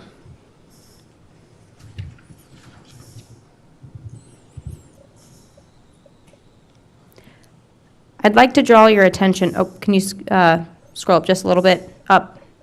Thank you. I'd like to draw your attention to the number 6 and number 7 of the technical approach outlined in your proposal. Yes. Can you explain to me the importance of assessing performance and reevaluation? That's huge. That's the key to success. You've got to be able to take your designs, prove the design through test and evaluation, and you've got to be able to understand what that test data gives you and understand what the impact is on the design. So it's crucial. Now drawing your attention to the second paragraph on the same page. I think you might need to scroll down a little bit. The proposal states trade-off studies will be provided to look at the basic design and fabrication of the pressure hull, especially the mating of the pressure hull to the exterior viewing ports and necessary through-hull connections. Can you explain to me what is meant by trade studies? It's looking at possible solutions. So when we start off, you'd look at it, you develop concepts of this is what we think can happen on there. And as you go through the design on that, you start refining it, start doing analysis on that, and based on that analysis, you refine your design even further. At some point in time, you can take a step back and you can look at, okay, we're heading down this path. This is the implication, or this is the impact of this design. Are there other alternatives that might be better for this? Are there trade-offs that we can look at that might benefit the program? And were these trade studies to be completed by UW-APL, or was it to be done externally, or could it be a combination of the two? It could be a combination of the two. How much involvement did the University of Washington APL have with the design of the carbon fiber pressure hull? We were involved in the initial concept on that. We were providing concepts, and the first group that we worked with was Boeing. And we relied on Boeing to provide their expertise for their carbon fiber. We were providing expertise for deep ocean work and what was required for that. So we were helping them understand what the loads would be and what those design requirements would be. But we were really dependent upon them to actually define and design the carbon fiber structure. We were involved in doing the interface between the dome and the carbon fiber structure. But again, that was in collaboration with Boeing. So as we would present ideas and concepts, they would take a look at it and give their feedback. And then we would take their feedback and either incorporate it or convince them that what we were looking at was adequate. And Lieutenant Steele, could you please bring back up that exhibit and go to page 5, paragraph 2?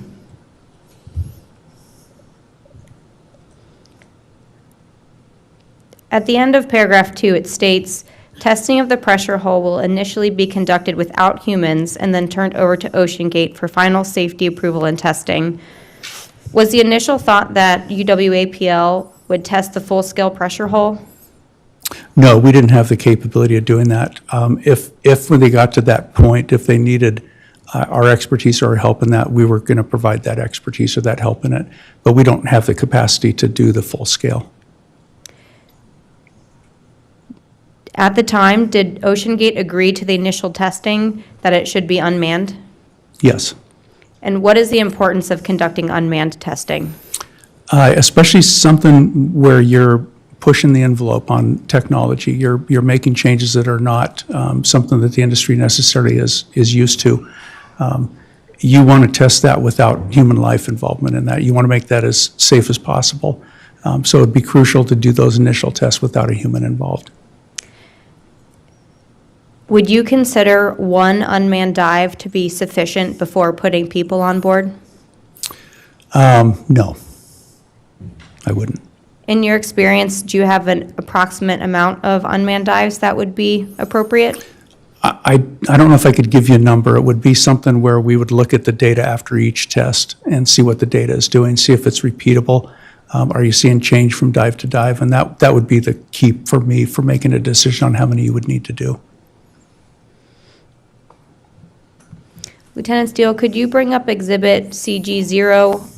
It's the email correspondence between the University of Washington and OceanGate, specifically page 15.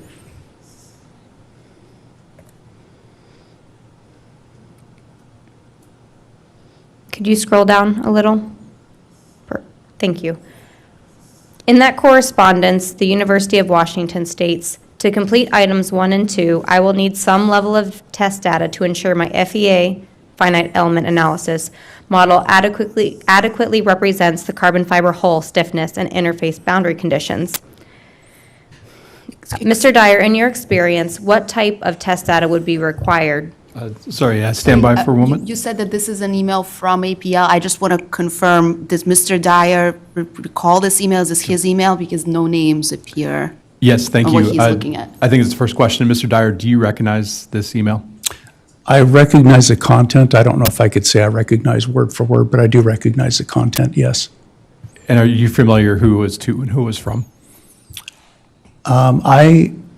I'm not. That looks like something that might be for me, but I don't know that for sure. Okay. Thank you, sir. Lieutenant Commander Williams, do you know who this email is to and from? Sir, my questions are actually relatively general, so I don't think it would matter who it was from. In that case, do we need, I mean, what are we referring to on the document? We can ask him generally. Okay. Yeah, let's keep the questions very general, realizing that we don't understand who's behind this chain. Mr. Dyer, what type of test data would be required to ensure your finite element analysis model adequately represented the carbon fiber hull stiffness?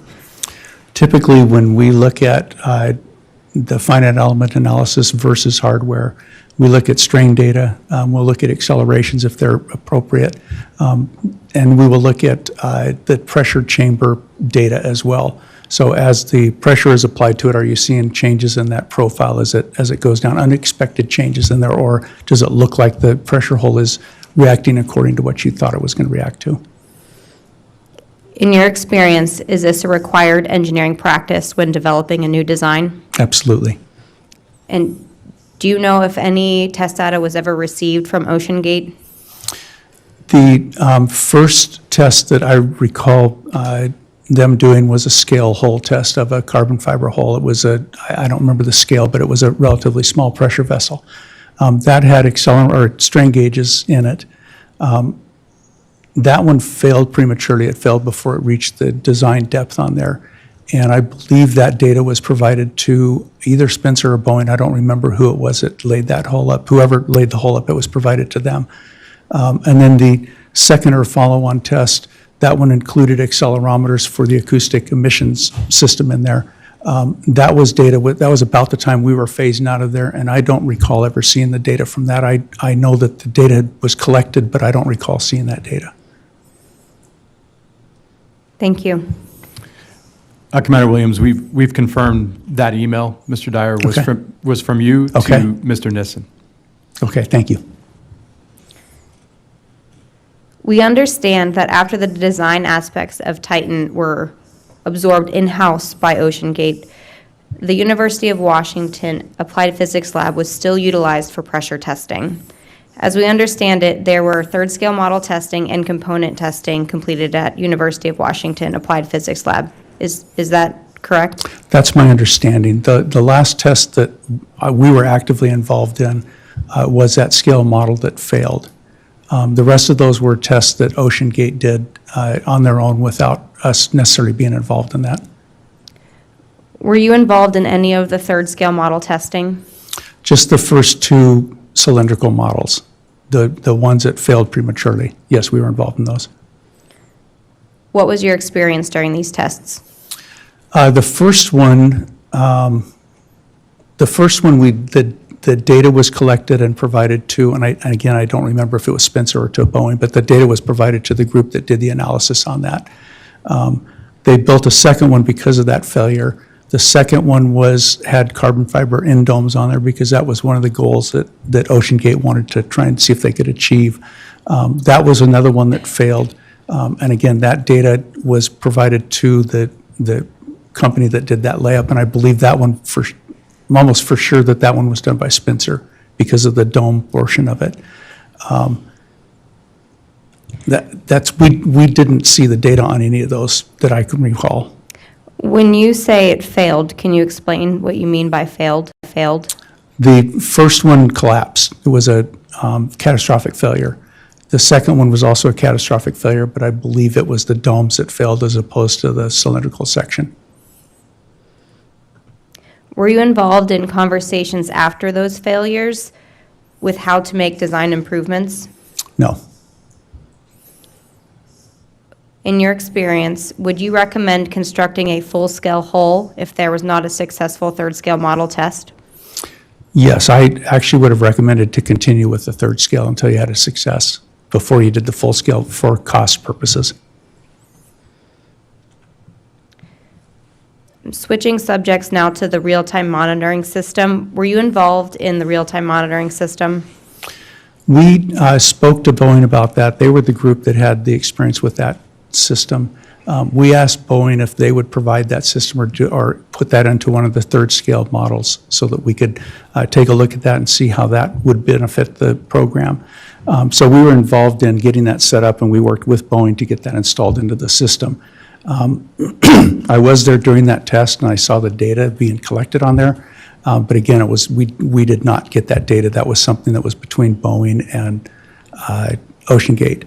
I believe we saw the final report on that, but we were not involved in the analysis of that data. What was your impression of the engineering department at OceanGate?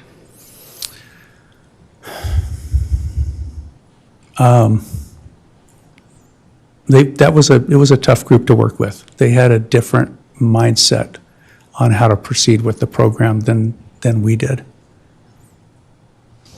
Can you please expand? Excuse me, they- Ms. Will- Yes. Could we clarify what time period we're talking about when we refer to OceanGate engineering team? Thank you. Yes, I think that's important. What date are you referring to?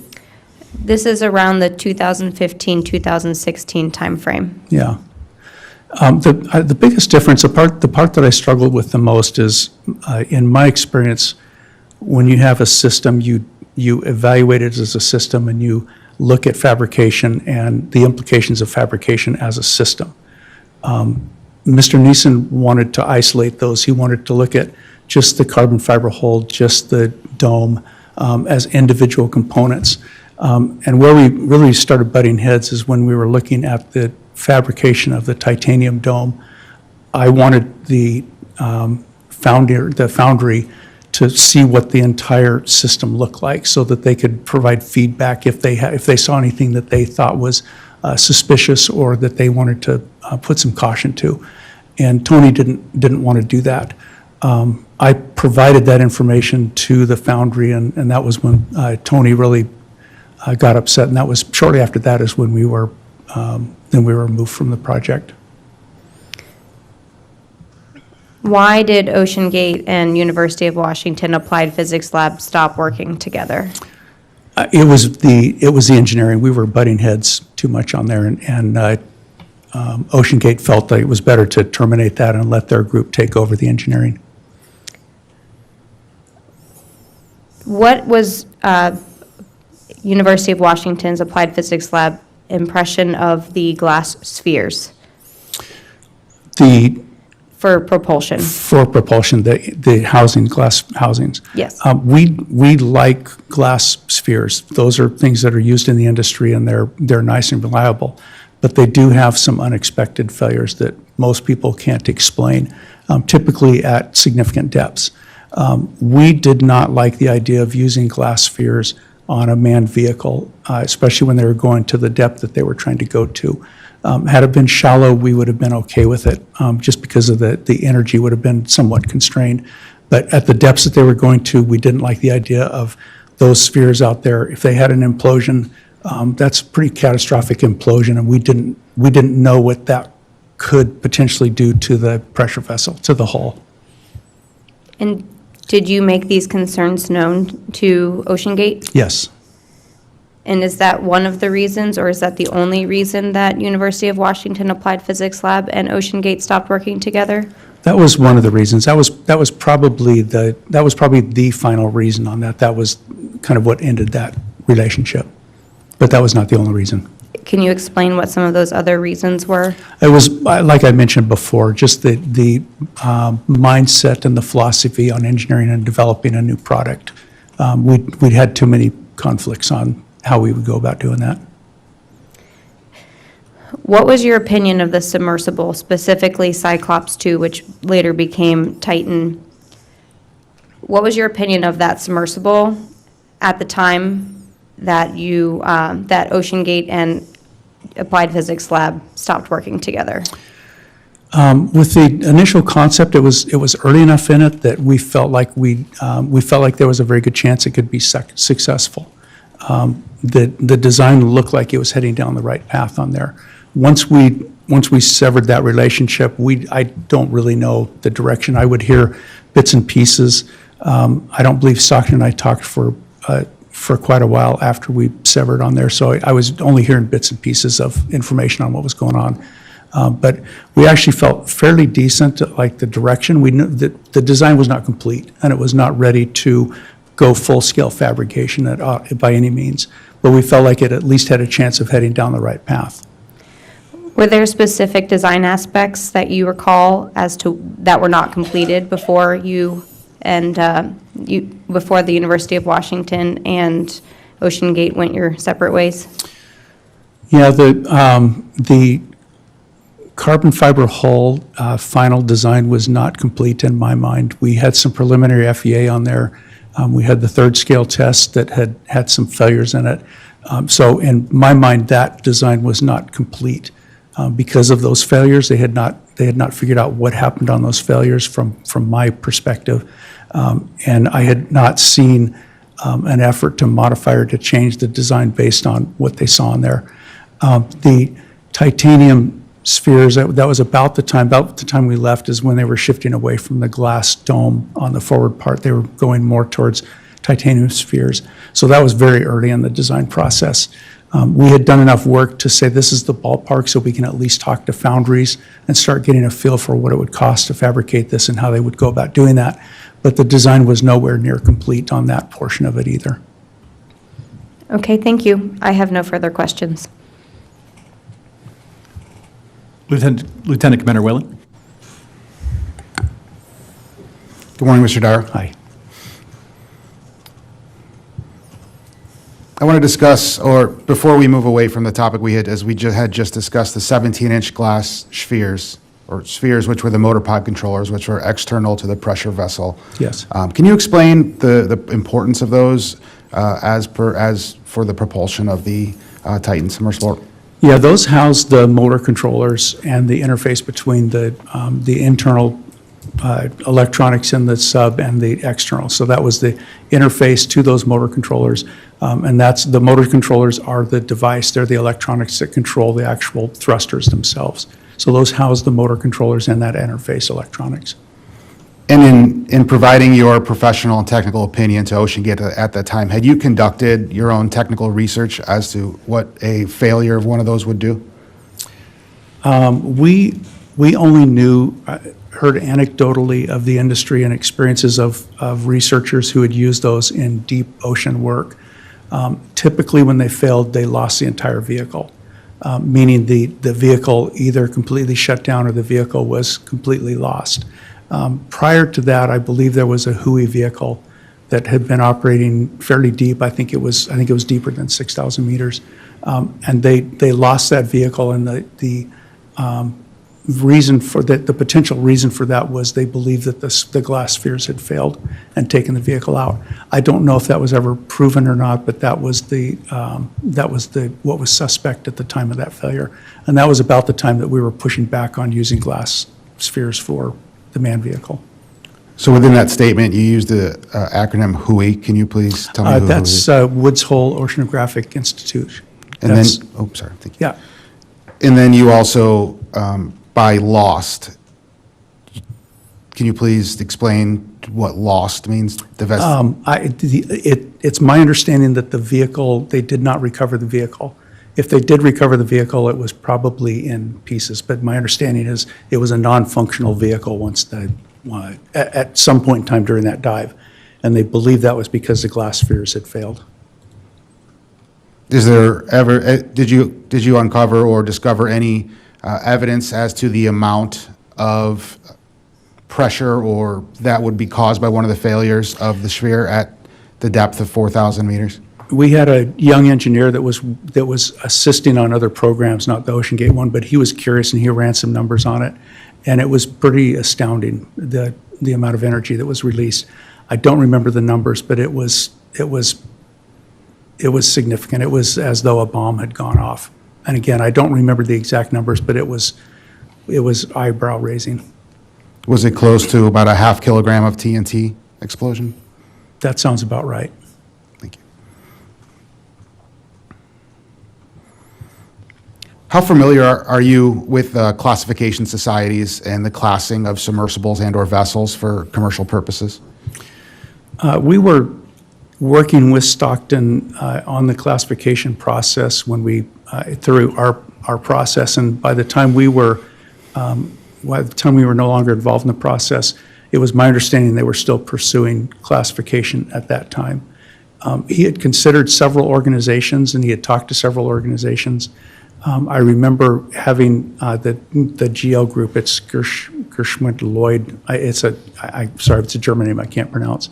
But they were one organization that had a standard for manned submersibles. And that was a group that he brought out to talk to them about what we were doing and things like that.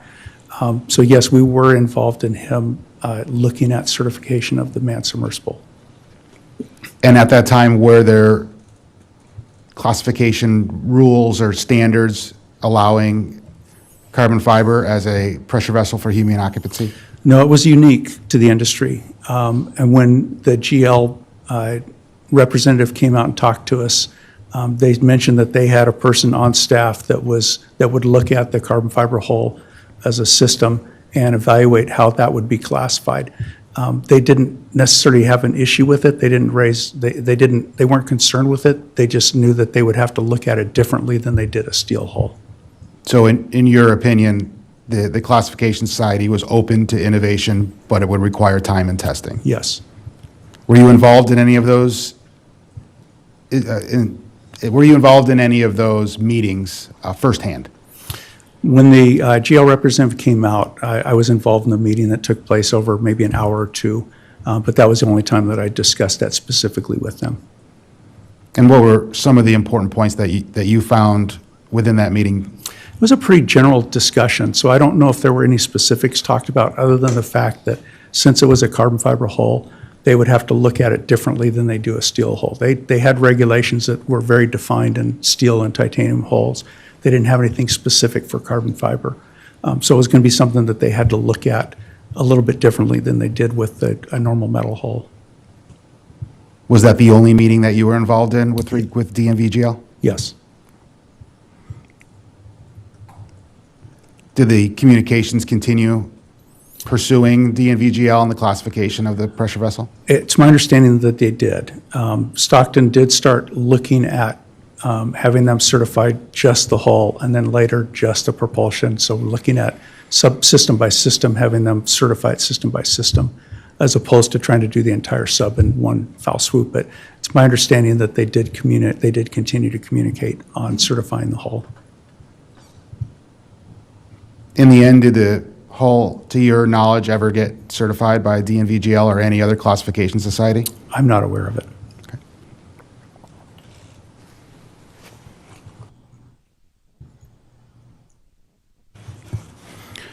And just to clarify for the time frame, and while we know that there were two Titan hulls, this was the first hull and then around 2016, 2017? Yes. Okay. You had mentioned the Cyclops 1. Yes. And the majority of your work was done on the Cyclops 1 to act as a prototype, not prototype, but act as a test bed for the applications that were going to be used on the Cyclops 2 and Titan, correct? Yes, that's correct. Were you involved in the process from when those applications went from Cyclops 1 to the Titan, and how did that transition go? That transition took place, the majority of that took place after we were no longer involved in that. So I'm not real sure on how that transition went. Okay. And did you take part in any dives aboard the Cyclops 1? No. I supported a dive. Actually, I'm sorry, I did not. I did not support a dive. Did other members of the faculty in the University of Washington Applied Physics Lab take part in any dives? I don't believe so. I'm not aware of that. Were you involved or were you made aware of any incidences that happened while on test dives for the Cyclops 1? I'm I'm sorry, you asked Cyclops 1. Yes, sir. I was involved in a dive on the Cyclops 1 that they did in Flower Gardens. I supported those dive operations, which Cyclops 1, to be clear, was the steel-hulled version. Yes, so I was involved in one of those dives on that. Correct. And I did go down, I went down in Antipodes. I did not go down in Cyclops 1.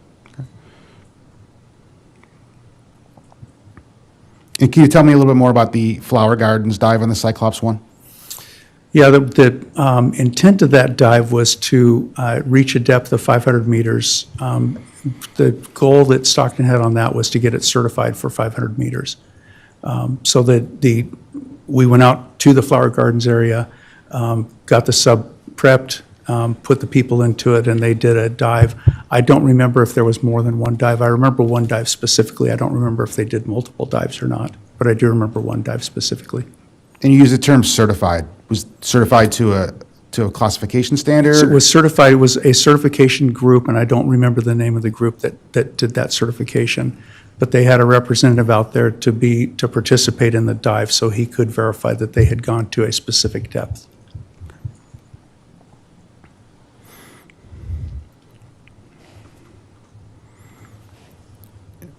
With Lieutenant Commander Williams, you discussed the titanium domes and rings. Yes. Can you tell me the difference between grade 5 and grade 3? Grade 3, I don't remember the specifics of grade 3. Grade 5 is a higher strength titanium, which is it's typically 120,000 pounds per square inch yield. I don't remember what grade 3 is. Grade 3 may be in the casting realm. I don't remember that specifically. And if you were to do a finite element analysis utilizing grade 5 as your titanium or for your domes and your rings, and actually conducted the build utilizing a grade 3 titanium dome and ring, would there be a measurable difference in your opinion? I would have to look at the specs for grade 3. But if you design for grade 5 and you go to a different grade, you've got to make sure that the analysis encompasses the specs for that material. Since I don't recall what grade 3 is on there, I can't answer that specifically. I can just say that looking at grade 5 to grade 3, I would need to make sure that those specs were the same if I was going to assume that the analysis was valid for both. Did you do any work in designing the launch and recovery system? Yes. Can you tell me about the launch and recovery system?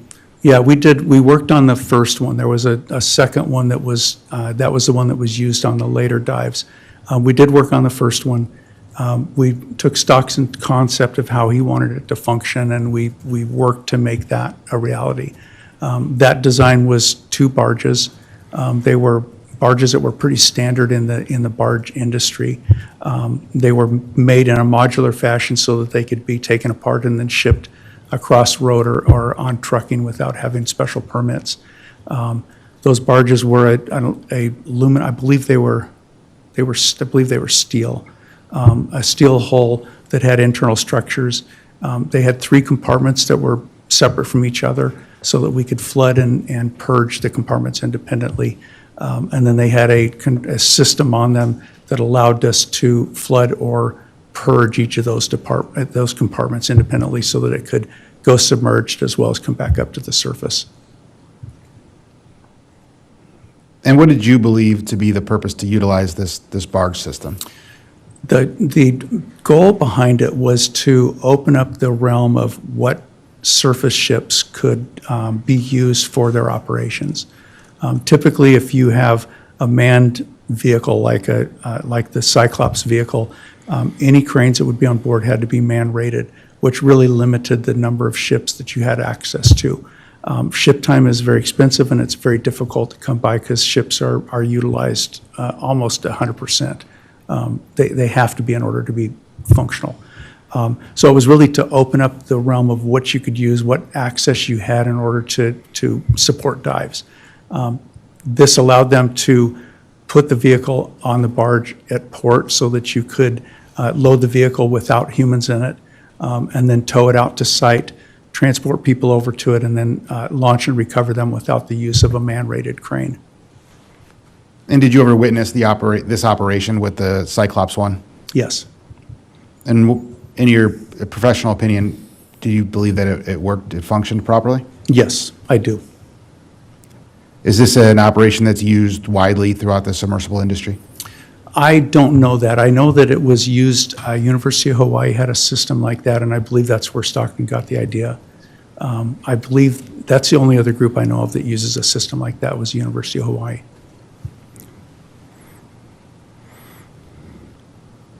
While you were working on the project, did you have any interaction with Lloyd's, the Classification Society, Lloyd's Register? Just the one meeting where they came out to talk to Stockton about classifying the hull. So that was the GL group that I referred to. So just to confirm, it was Lloyd's? They were Gershwitz, Lloyd's. That was the group that came out to discuss that. I don't know if that's separate from Lloyd's specifically. They were known as GL at the time. I believe that's now changed to Lloyd's Registry. I don't think GL is out there any longer. But when we were talking to them, they were referred to GL or Gershwitz, Lloyd's. Okay. We'll look into that. I just want to get that for the record. Yes. They're different Yes. classification societies. Okay. You discussed Boeing in a previous project that they had completed and you worked with them on. Yes. I don't remember the exact name, or I forgot the exact name, but it was a underwater vehicle made of carbon fiber, correct? Was that a pressure vessel for human occupancy? No. No, it was a smaller vessel. It was meant to carry a payload, and it was meant to be deployed and sit down on the seabed at pretty significant depths for a period of time, and then come back to the surface on its own. And was it the same relative size and depth rated? It was 6,000 meter rated, and it was much smaller significantly smaller than Cyclops.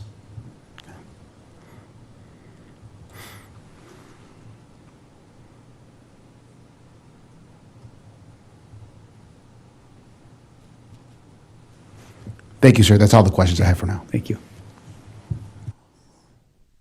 Mr. Dyer, would you like to take a break or? I'm fine. Thank you. Okay, we'll keep going then, sir. All I right. just have a couple follow-up questions Sure. from your initial testimony. Can you further explain the concerns or the break you had with OceanGate regarding the domes fabrication?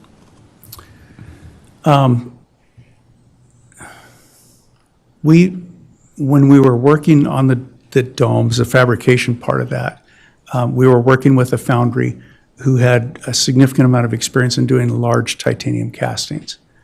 I didn't have the experience doing large titanium castings. All of my experience with castings have been relatively small, and it's pretty straightforward. Large stuff, I think, is a little bit of a different beast. This group specifically did large titanium castings, and they had several contracts with the Navy on large titanium castings. So combined with their group that was working on it, they had probably over 150 years' experience of doing these castings. I wanted to tap into their resources as much as I could because I didn't want to rely on my background alone. I just didn't have what I felt comfortable with. To do that, I wanted them to look at the entire system. So they saw the titanium dome, the interface ring, and the carbon fiber to see how all that went together and how that all made it up so that they could see the full picture. I wanted to make sure that they understood how it was being used and that whole system. In the event that they saw something in there or they had experience with something that I didn't know about or was unaware of, so that they could help us through that design process. That was not something that OceanGate Engineering wanted to do. They wanted them to look at just the dome. For some reason, they did not want them to see the carbon fiber hull or the interface ring. They wanted them to look at just the dome. And I realize we're still talking about the prototype Titan Yes. hull.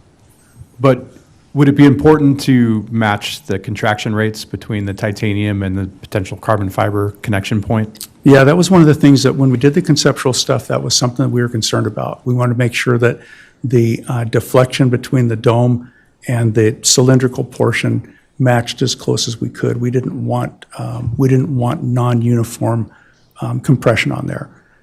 So that was something that we worked on, and that was, we specifically made the dome elliptical shape, and we specifically modified or had the interface ring designed in a certain cross-section so that we could try and match those two deflections. And so I'm now just thinking about the shape of the Titan prototype, and actually the cylindrical shape of it. Yes. Would it be possible to build a steel or titanium hull in the same shape? Of the cylindrical shape yourself? Yes, sir. Yeah, yes, you can definitely do that. It becomes very heavy. Its displacement to buoyancy ratio becomes problematic. It's doable, but you end up having to add a substantial amount of external flotation in order to make sure that it can still float. The whole purpose behind a carbon fiber hull is you get to a point where the carbon fiber hull has enough buoyancy that you don't have to add extra flotation to it. Now you're just adding ballast to it to take it down and to trim it out. That's the benefit of a carbon fiber hull.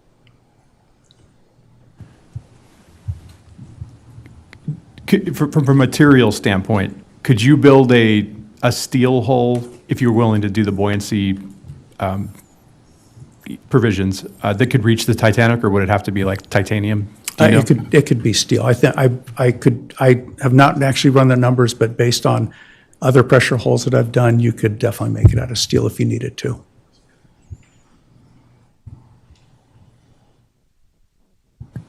And before I shift over to the NTSB, sir, I just want to make a couple clarifications for the record.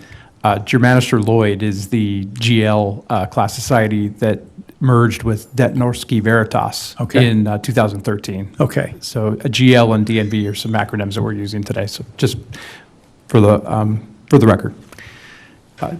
At this time, I'd like to go to the NTSB. Thank you for your time, Mr. Dyer, and that was the clarification I had as well. I have no further questions. Okay. Yes. I'd like to go to Ocean Gate, please. Thank you, Mr. Dyer. Just one question. You mentioned the testing of one-third scale models at the APL facility that you were doing with Ocean Gate. Did Ocean Gate continue to utilize APL facility for those tests after APL was no longer analyzing the data, as you said, for those? Yeah, just for clarification, the pressure vessel is a UW-operated pressure vessel, not an APL pressure vessel. They're distinct organizations. With APL is a part of UW, but we don't have the chambers to do that. So that's run out of the School of Oceanography on campus at the University of Washington. My understanding is that they used that pressure chamber several times after we were no longer involved in the program. Understood. Thank you.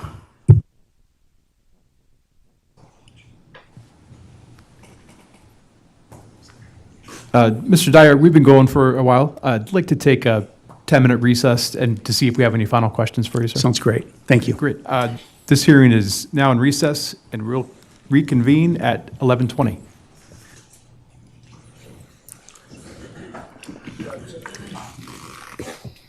I'm sorry? Oh, no, thank you.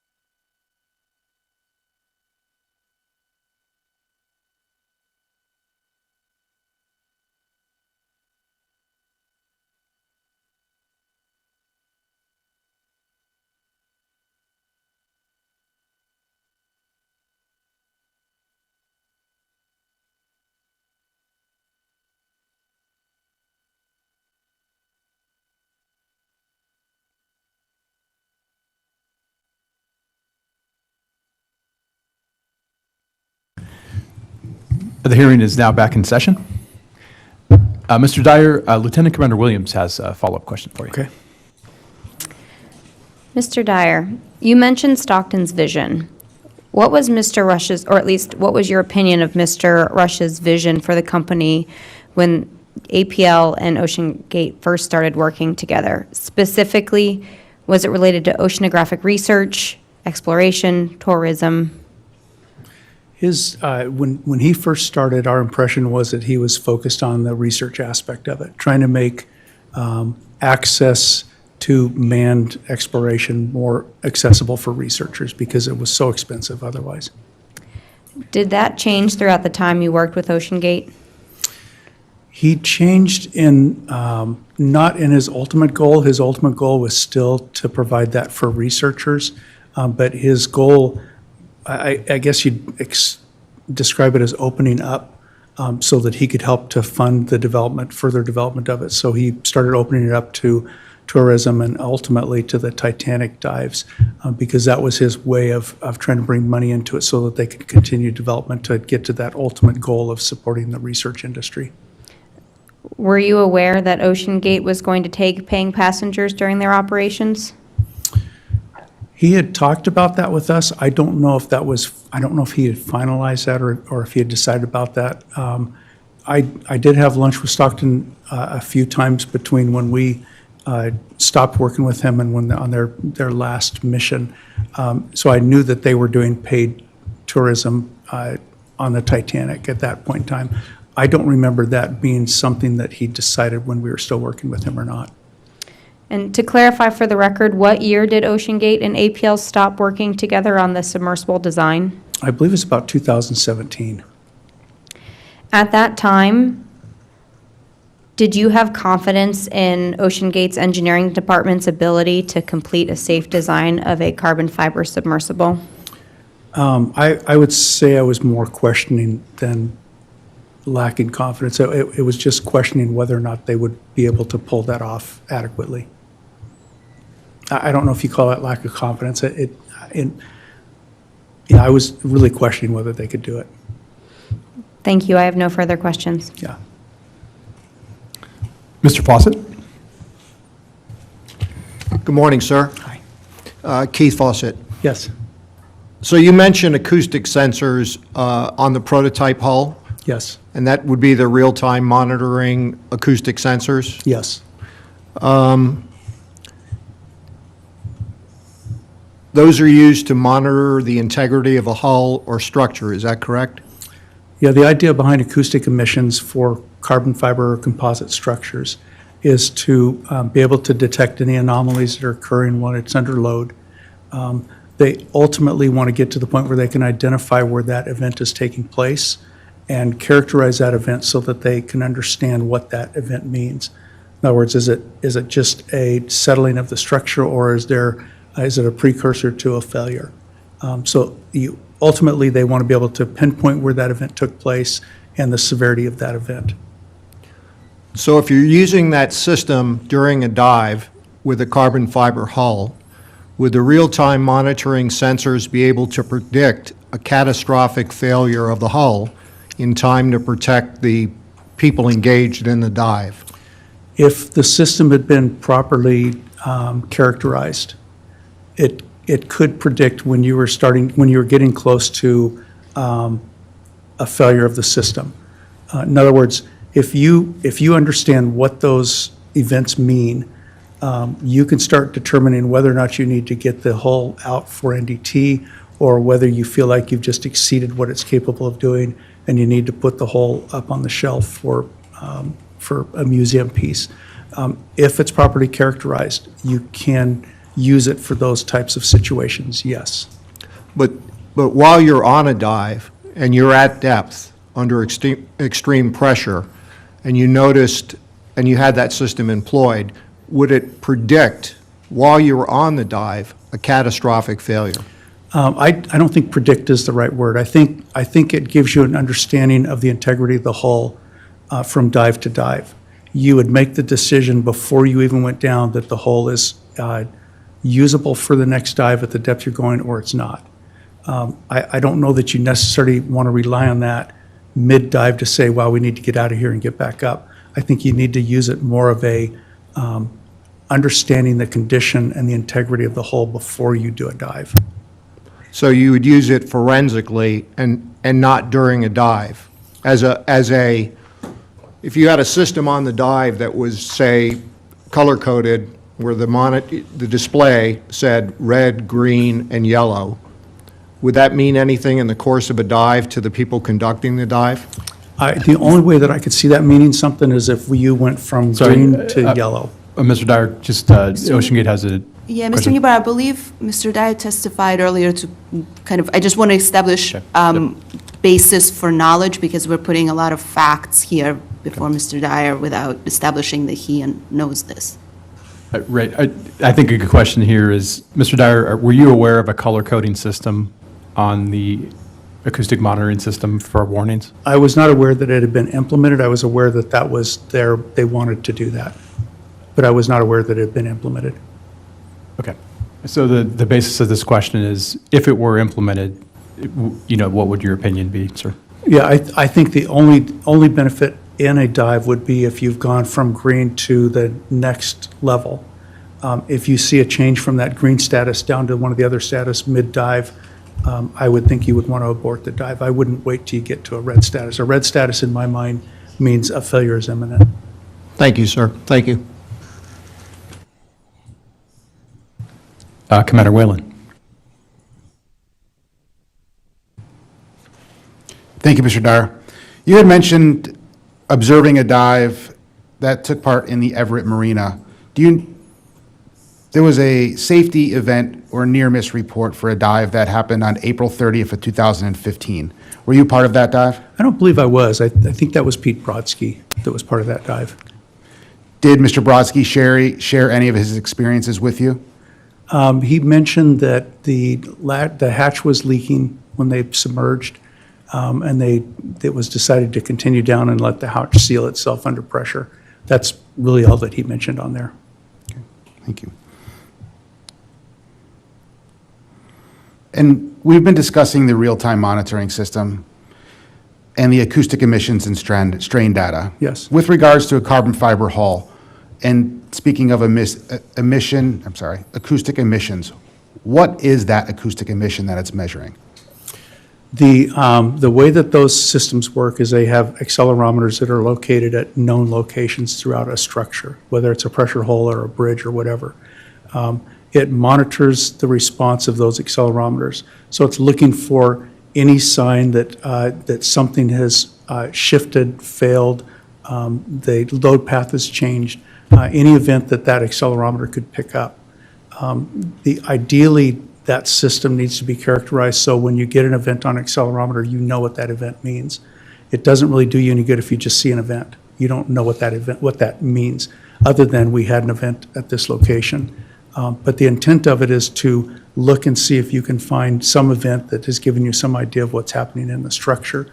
For a composite structure, they're looking for, are you seeing delaminations occurring? Are you seeing fibers break? Anything that would start compromising the integrity of that structure. So an event may mean that the carbon fiber structure is breaking down, or the carbon fiber strands are breaking, causing an acoustic event? It could mean that, yeah. It could mean anything in that system has made a sudden shift from what it was doing right before that event took place. So it could be a bond failure, it could be a fiber breaking, it could be a delamination occurring, or a bunch of fibers breaking. It could mean anything. That's why it's so important to characterize it before you rely on it to do much. And were you aware of a way that OceanGate planned to utilize this acoustic emissions and strain gauge data to be able to localize and, over time, identify areas that had broken down significantly based upon the acoustic emissions? Our understanding when Stockton was talking about it and when they started working on that system was that they would use that to help them identify when they needed to get NDD testing on there to verify if they're seeing something like fiber breakage or delaminations.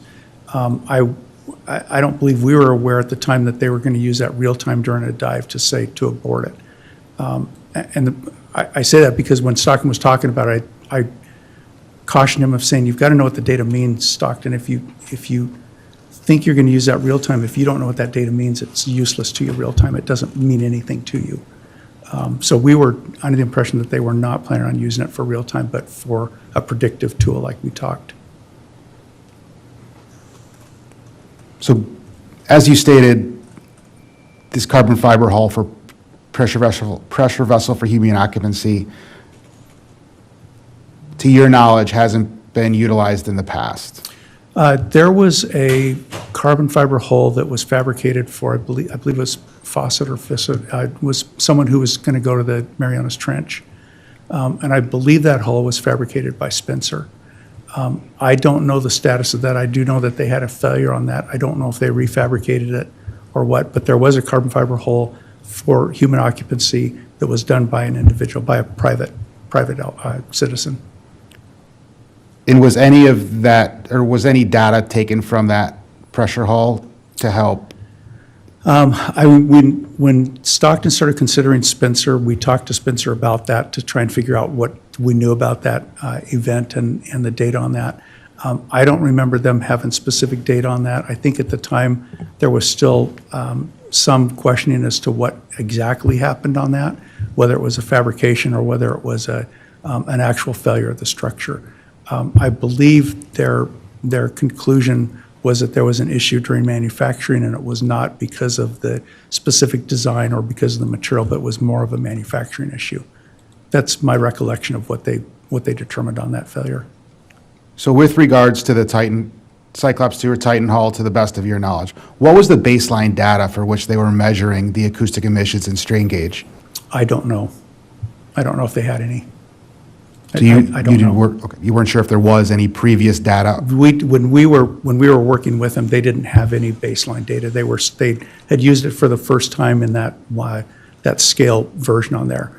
That was the first time they'd collected data on there, so they didn't have anything to compare it to. So I don't know what transpired between that test and when they used it on the real hull. Are you aware of what a delamination would look like in an RTM system? It would be an accelerometer event. You'd see it show up on at least one accelerometer, probably multiple. And with those multiple, you should be able to then, after you've characterized it, you should be able to determine where that took place. That delamination might have a characteristic, I don't know, but it might be a different one than a fiber breaking. But testing should let you determine if you can tell the difference between a delamination and fiber breaking. In your experience with carbon fiber, is there an unlimited life cycle? My understanding is there is not an unlimited life cycle, but I don't know that for sure. That's my understanding. Thank you, sir. That's all the questions I have, sir.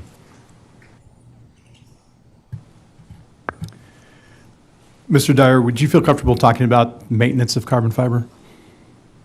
Maintenance and Just overall, how you should store and maintain carbon fiber hulls? yeah, I don't think I would. I don't think I have expertise in that.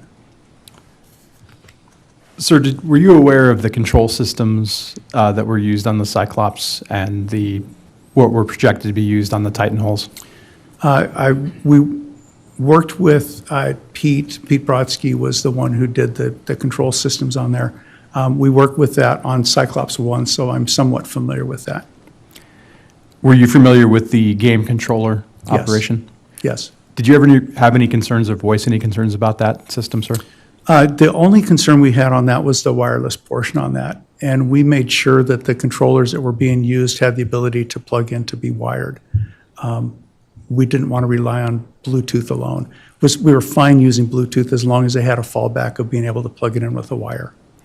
Could that be accomplished on the Cyclops? Yes. Well, as far as I know, I believe they could drive it wired. They didn't have to rely on wireless. Sir, thank you. Just at this time, are there any further questions from the board or for Mr. Dyer? Okay. Mr. Dyer, is there anything that we haven't asked you that would be valuable to the investigation? from I your view, can't sir? think of anything offhand, no. Mr. Dyer, thank you for your testimony. Thank you. You are now released as a witness from this Marine Board investigation. If we need to contact you for further information, I will contact you directly. If you have any questions about the proceedings in the future, please contact the board's recorder, Lieutenant Steele. Okay? Thank you again. Yeah. We will now recess and recess for lunch and reconvene at 1 p.m. Thank you very much.